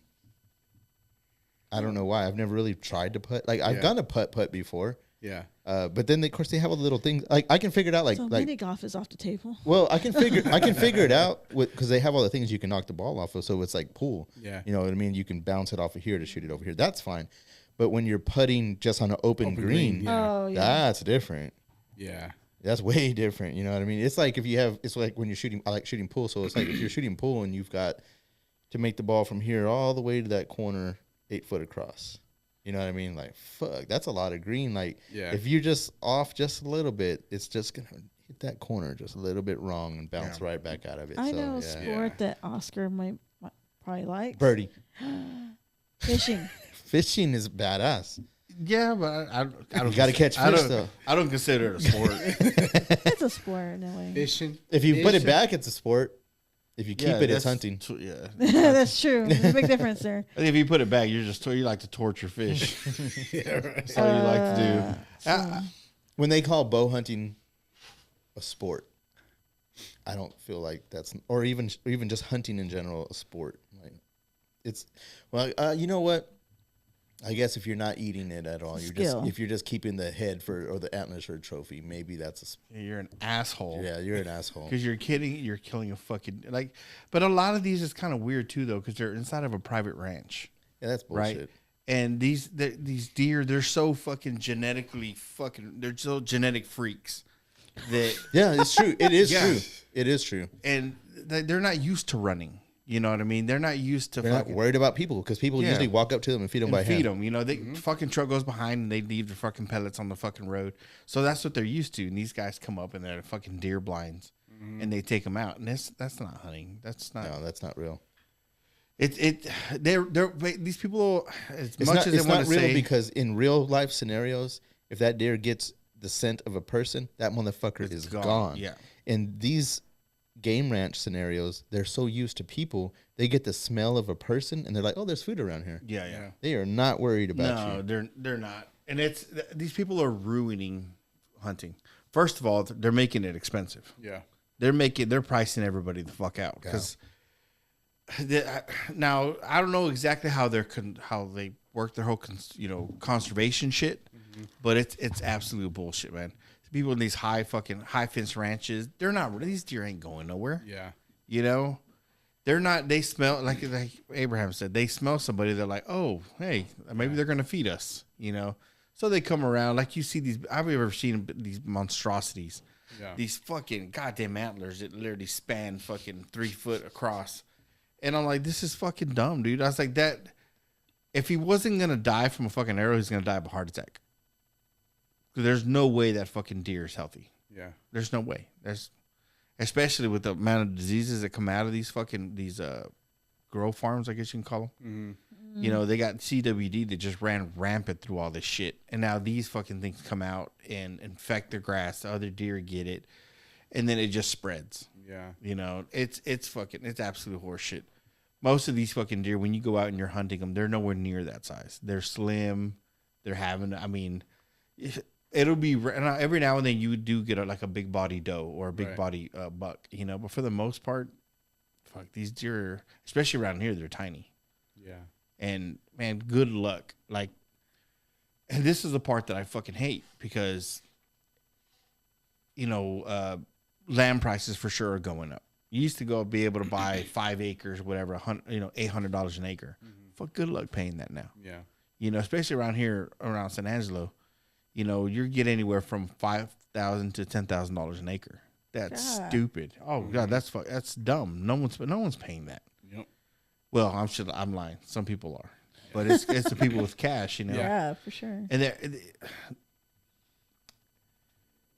guns are getting expensive. The fucking ammo is getting expensive. Like, it's become this fashion thing. Like, okay, so you're going out in Sika, you know, this Sika gear. It's fucking expensive. The fucking boots are expensive. The shirt, okay, that's more aesthetic than it is anything. Exactly. Like, people, they're going out in this $100 fucking Sika shirt. Or Guilty. I'm just like, dude, it's dumb. It's fucking dumb. Then they go out there and they're like, hey. You don't even need it. Actually. No, fuck no. Like, when I go hunting, I go out in a pair of jeans and a black shirt, right? And I got my knives with me, because after I kill this deer, I'm gonna butcher the thing.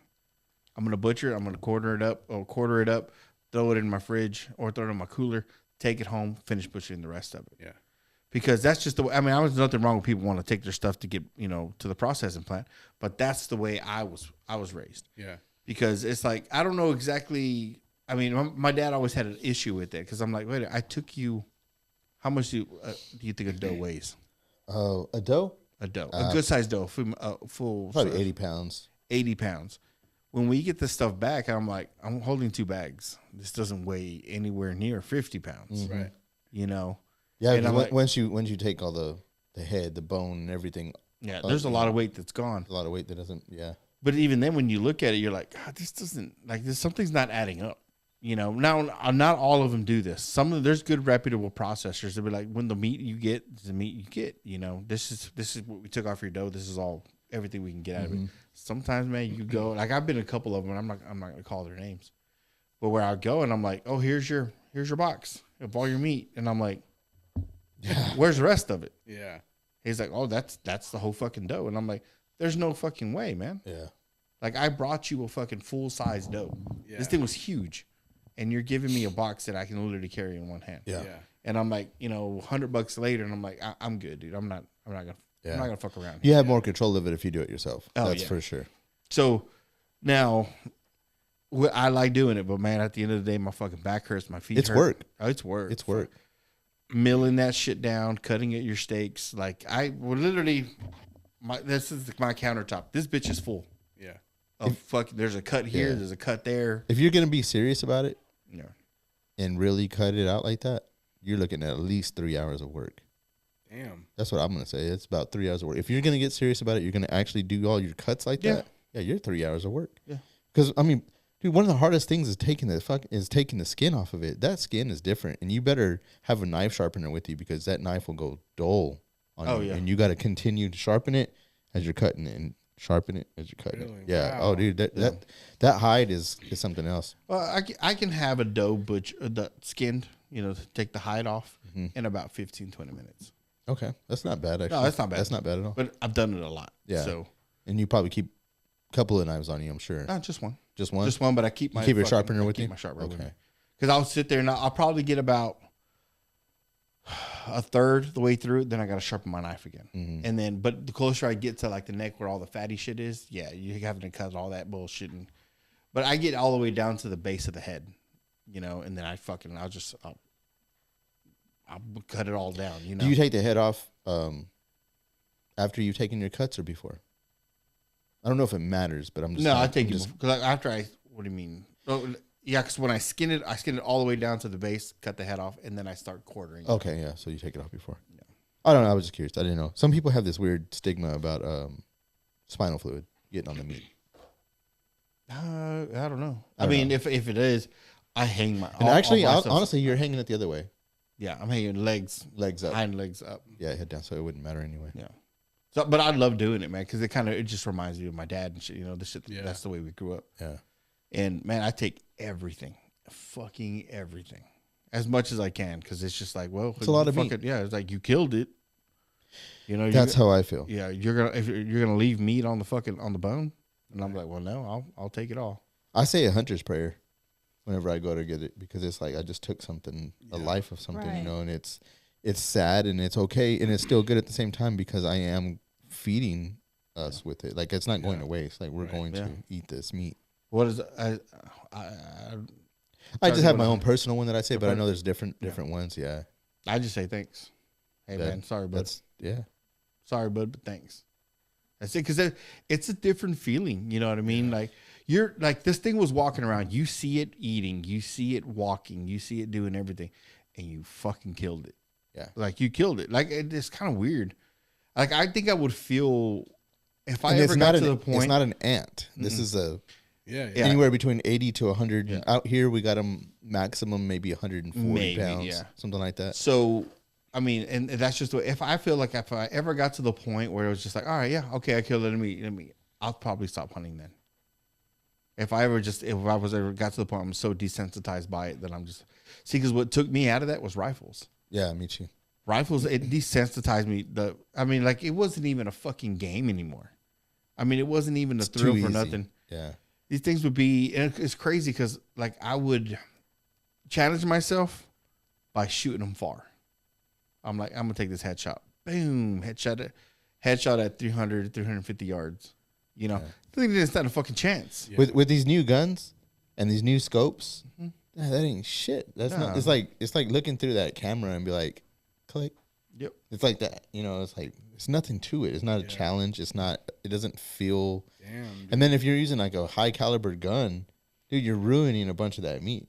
You're blowing this massive hole on the other If you side. suck at shooting, yes. Yeah, Because but- it's like what I do when And I that's- use, I mean, a headshot. Okay, no, it doesn't matter. On a headshot. Because I don't hunt bucks. I hunt does.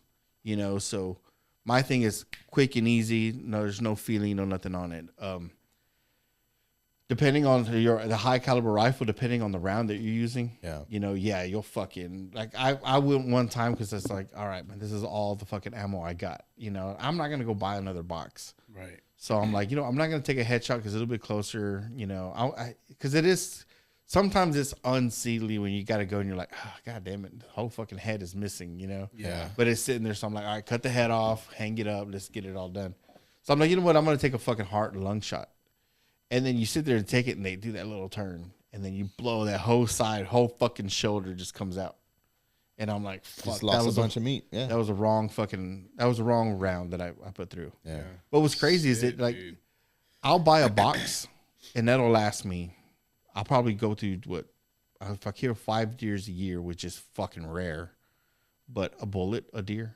So, and I'll take 2 at the most at the time. You know, bow hunting's different. Yeah. So fucking. How much is the box of what are you hunting with? 308? Actually, my 270. 270. 270. So a box of that will run me about. That's just crazy though. When I bought these original, because I still shoot with the same rounds. Yeah. You know, that I bought fucking years ago. It cost me $19.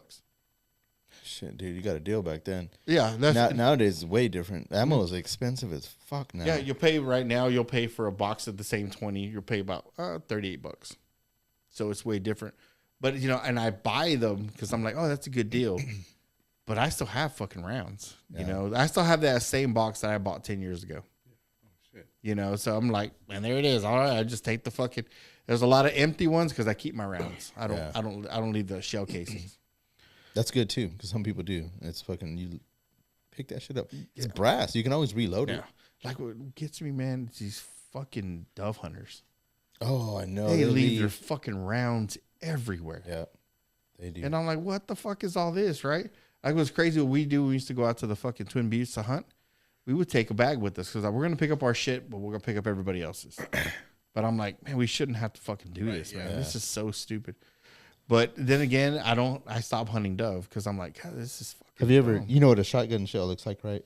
So, I mean, when they unload, when they shoot, you know, the insides come out and then the shell's left there. Yeah. Well, hell, you get 3 shots every time you go to take a shot, the legal way. You know, because you're legally you have to have a plug in there. You can only have 3 shots in there. Yeah. So boom, boom, boom, boom, boom. They reload. Boom, boom, boom, boom, boom. They reload. So there's no. I mean, like, what is a limit? 15? I don't know. I think 25. 25? Shit. They have a limit of 25 that they can get, but there's no telling how many they miss to get that 25. And I was gonna say that too. The amount of shitty hunters. Mm-hmm. Like they'll go and buy the big case. They just want to shoot the gun sometimes. Yeah. Yeah. They'll go buy the fucking case, right? Which is like 10 boxes I think so. for like $60. And they'll literally go through that whole fucking case.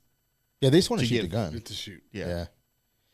And Which I get it. It's fun to shoot a gun, but pick your shit up, man. Yeah. Pick your shit up. Like, don't be that guy. the amount of motherfuckers that won't, bro. And Yeah. I'm just like, oh, fuck, dude. Like, I get mad sometimes that the fucking It's the Texas white- Park and Wildlife It's the took it white over. man. That's why it's a white man. That white man. Unfortunately, man, yeah, I do. There's a lot of Mexicanos with it. Just they don't give a fuck because, unfortunately, they have that someone else to come pick it up.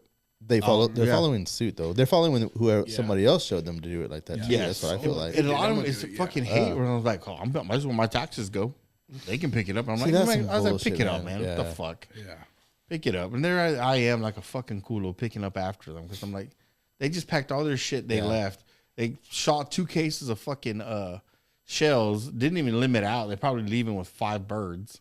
Yeah, yeah. You know, and then here's the other part. They shoot them 5 birds. 5 birds ain't enough to make a fucking meal last, so they throw Hell the no. birds too. I've seen that. Yeah. I've seen that. I was like, what a fucking. Why did you even come out here? Yeah. Like, what the fuck, man? It's sad. Which takes me to bow hunting. It's a different. You ever hunted at all? Never hunted. Would you be down to hunt? Probably not. No. Yeah. It's different. Definitely different. Yeah. Like you probably won't. I mean, you probably don't care to to butcher something or anything like that. I don't know, but it's different. Only because the simple fact, when I do leave the house to go hunting, I do like fuck. I'm gonna kill something today, But I'm like, all right, but I'm gonna eat it. Yeah. But I'm gonna eat it. And I do feel bad every time I fucking go. I'm like, oh fuck. Maybe that. Of course, people are like, well, just go. If you feel bad, go fucking buy your meat at the goddamn grocery store. That's just already dead. And I'm like, well, I'm supposed to feel bad. The meat's different. Yeah. But And I'm your supposed to feel appreciation is something. different. Yeah. Yes, I'm supposed to yes. feel something when I'm going to go kill something. It shouldn't be just. It shouldn't, man. It shouldn't be easy. I feel like that. Like when we go to HEB, it really shouldn't just be like that easy. Yeah. I haven't taken enough yet, but man, fuck these compound bows, bro. They'll fly fucking 400 feet in a second. And Yeah. to a point where, I mean, they've dialed in these fucking compound bows where, You almost can't miss. yeah. I mean, if you miss, it's because you got impatient.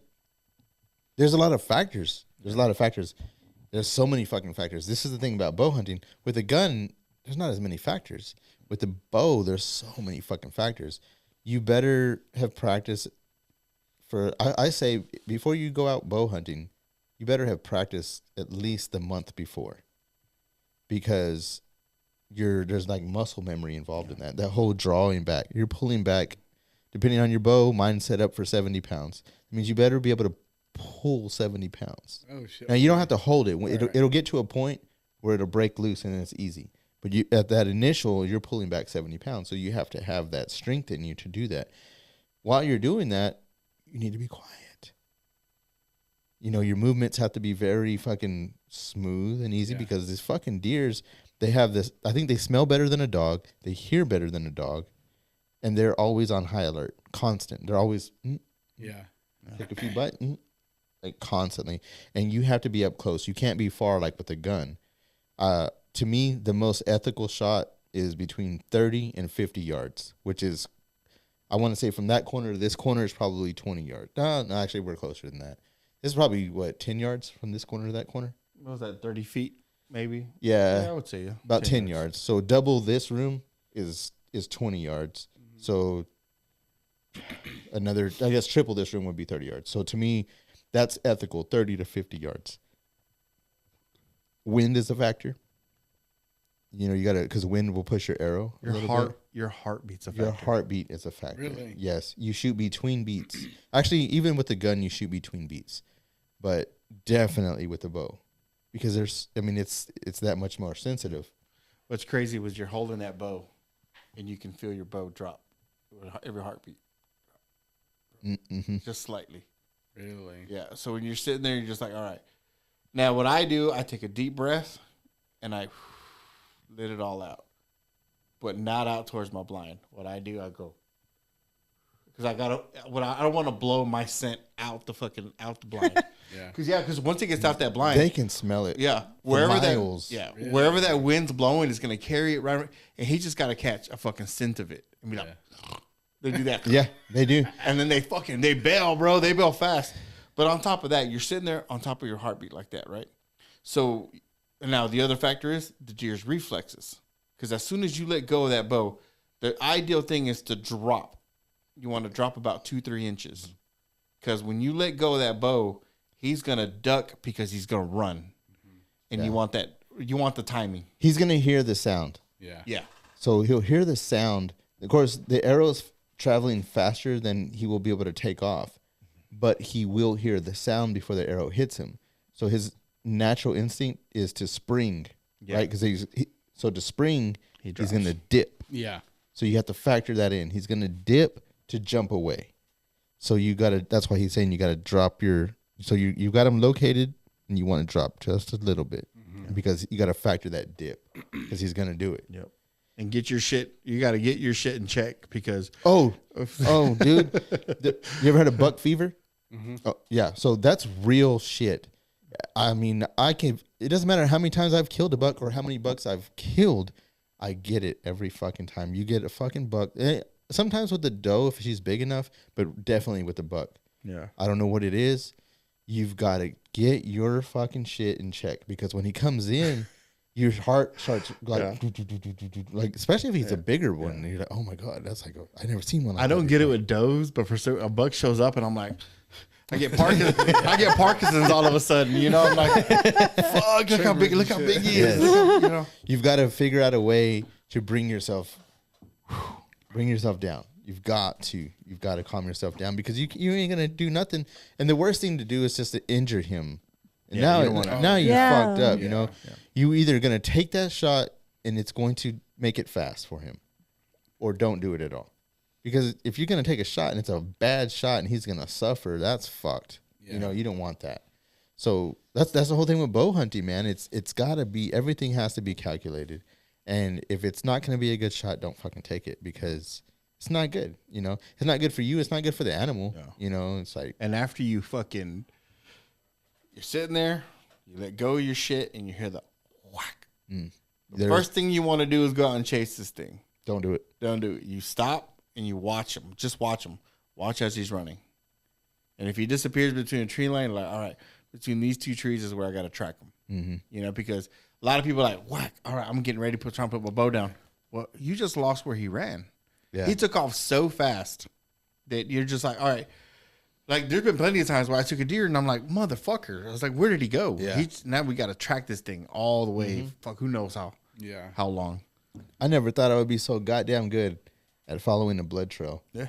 In my entire life. I've done it so many fucking times. I've never thought I could track shit until I started tracking deer. Like, I can figure out footprints.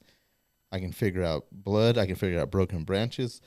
I mean, I would get down on my hands and knees and be like, okay, yeah, he went through here. I was like, Abraham, which way did he go? He went out north. There's like other tree branches. He's running for the spirit of the Lord.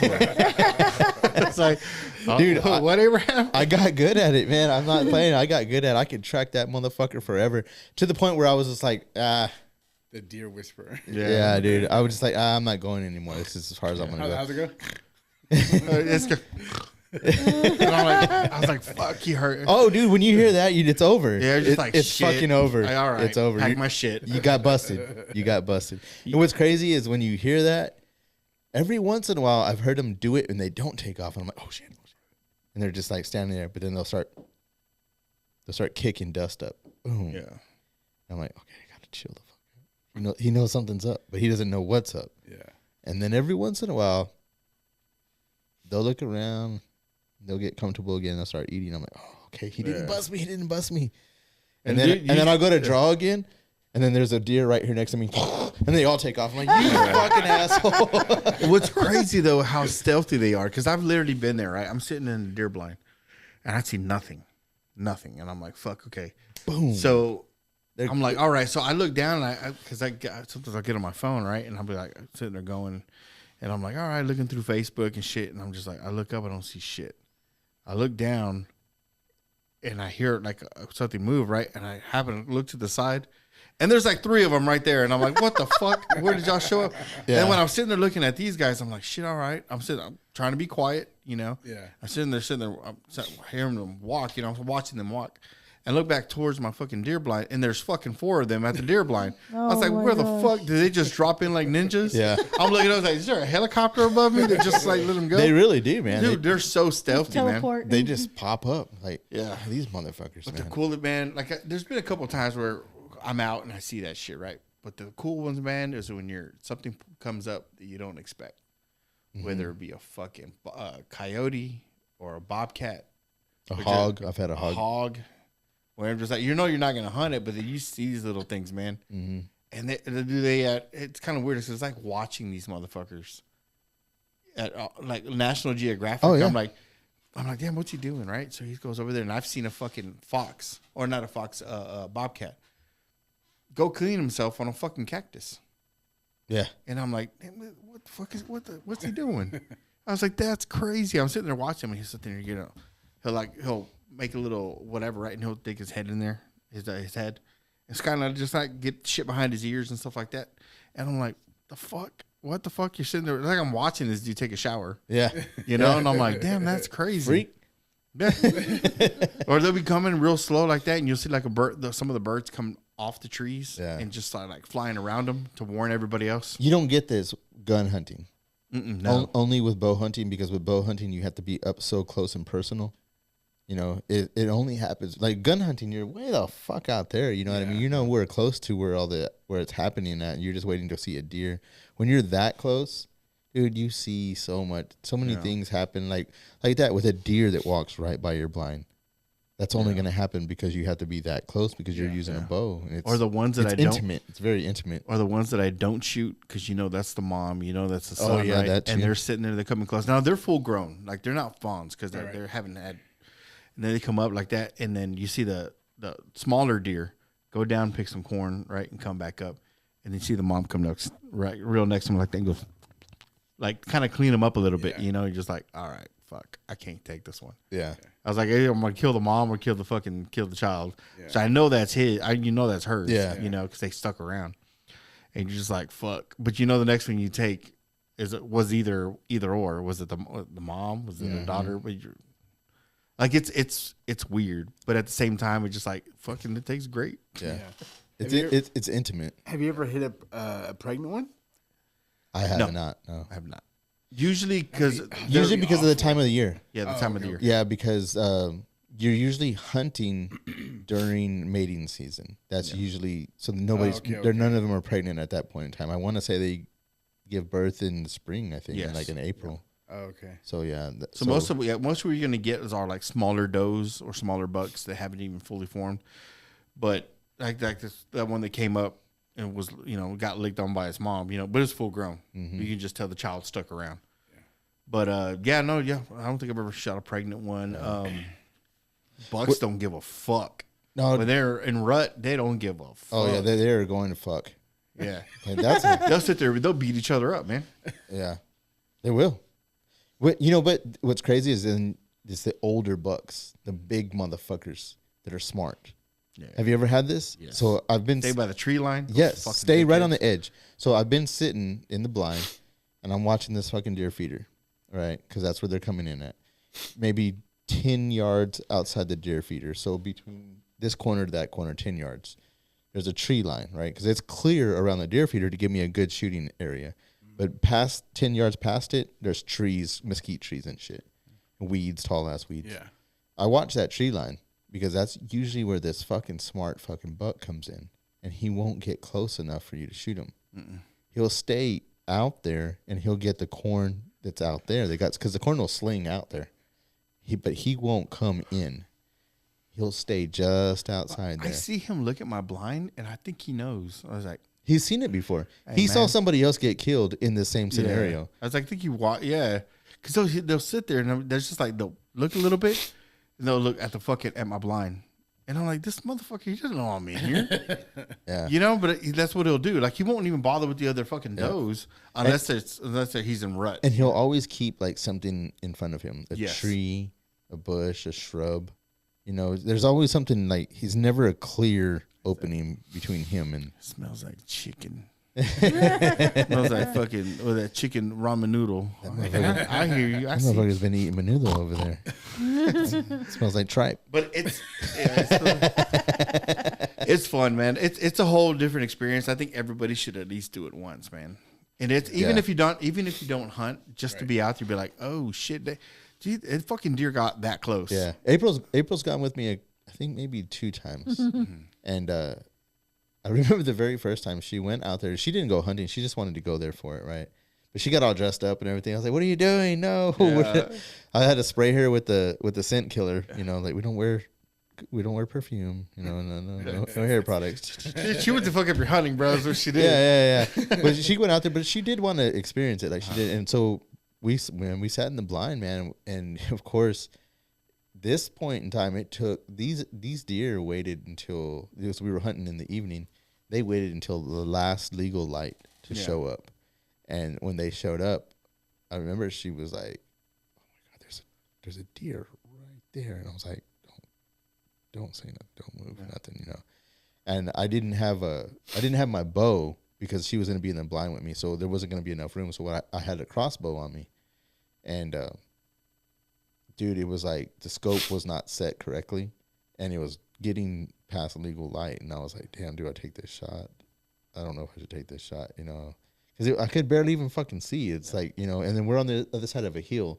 The sun's not completely down, but where I'm at, I'm in the shadow. So it's a little bit darker there than it is everywhere else. Fuck it, I took a shot. And I fucking missed. Straight up fucking missed, bro. And then, boom, everything takes off. Like, there was a buck and, like, maybe 4 or 5 doe, and they disappeared as fast as they showed up. Damn. It's crazy. But she got to experience it, though. She got to see, like, how it happens. And it's an experience just to see it that close. You don't ever get to see that, you know, like real wildlife pop up on you like that. It's cool. It's cool. If you ever get a chance, if you ever want to, maybe let me know. Maybe get up in there. But man, we're fucking 2 hours and 40 minutes in. Tony, thank you, man. I know we probably did more. Yeah, talking. we did most of the talking. Hey, I learned a lot. I did. I learned a lot about hunting now. Yeah, man. It's fish. You do any fishing? Yeah, I like to fish. You like fish? You like to fish? I mean, I haven't gone in a long time. Yeah. But yeah. Should go fishing with me. Fuck it, man. Tiffany's a big time fisherman. Yeah. Oh yeah. More than we are apparently, because she goes. I haven't been fishing since I go like every weekend, man. April. Yeah. Oh yeah, every weekend. Shit, blew me away. I'm trying to find a John boat, man, because I want a boat. I want to get on the lake. Hell yeah. Just something small so I can Just go in your kayak. Don't you have a kayak? Yeah, but I want a boat. He wants a boat. Yeah, I want a boat. There was a badass bay Boats boat in and front of hoes. Academy the other day. What's that? For sale? No. I want something tiny, like a 10, 12 footer. A John boat, an actual Yeah, John just something small. But yeah, man, so we can get on the fucking lake, do some fishing. You know what's funny to me? Mm. People that are fishing, if you're on the bank, you're always trying to cast out as far as you can. When you're on a boat, you're casting towards the fucking bank. So it's like, what the fuck is going on here? You know what I mean? Like, but the fish are actually closer to the bank. Yeah. So it's like, if you're on the bank, just stand at an That's angle. what I don't understand. I always stand at an angle and I fish along the bank, this way or that way. Yeah. I don't cast out towards the lake. Right. No. I do, but I don't cast far as fuck because I'm like, what are we doing? Why is everyone like some of you see these motherfuckers and toss this thing? I was like, dude, the fish are right here. Yeah. They're not way the fuck out there. It's too goddamn deep, man. Mm-hmm. They're fucking prey to the fish out there. Yeah. Yeah. If you're going for bass, they're definitely going to be on the bank because they're hiding. They want to hide up along stuff. Especially on the ridge when it's fall, the drop offs. That's for. But hey, dude, there you go. If you ever. The more you know. And if you go fishing with me, if I catch fish first, ain't nobody else catching shit. Yeah, Oscar's got weird luck, bro. Yeah. If he doesn't catch any fish, everybody's catching fish. Everybody's catching fish. But if I catch the first one, you might as well pack your shit up. Because I'm gonna catch all of them. No one's gonna get a fucking bite. I'm nowhere. competitive. I'd be like, you know what? I'm gonna change that up. Tiffany's like, I'll take that challenge. Yeah. Shit. We have to go fishing, Tiff. Yeah, we need to. Well, fucking hey, guys. Thanks for checking us out. All right. Yes, sir. Thank you, Tony. You got any plugs? Anything you want to say to anybody? Fuck you or anything? Oh no, that'd be another 2 hours. Yeah. What's that Facebook site that posts the fucking mugshots? The say cheese. Say cheese. Oh, I wish you would have covered some of that, bro, because I completely forgot about it to just now. We're not done Those yet. people are fucking mean, dog. Fuck Christian Brandon. That's someone that always puts deport on everybody. Deport. Yeah. God, yeah. Was it shout out Steven Guerra? Because I'm sorry, bro. It sucks you got locked up, but it was funny as fuck because I think either you posted it underneath your mugshot or somebody else did. Damn. Oh, you know what? It was Steven. He was like, "Damn, I kind of feel like I got left out here. Where's the deport guy at? You know, because he didn't." That's fucking hilarious. Yeah, that guy's a tool, man. Yeah. Fuck that guy. Yeah. I've never met him, but I've seen some of his stuff, man. And it's like, God, this guy's got a lot of hate in him. But it's funny. He's like, "Fuck, it's only me. Fuck everybody." Well, guys, we'll check you out next week, man. What it do, baby? What it do? Dude.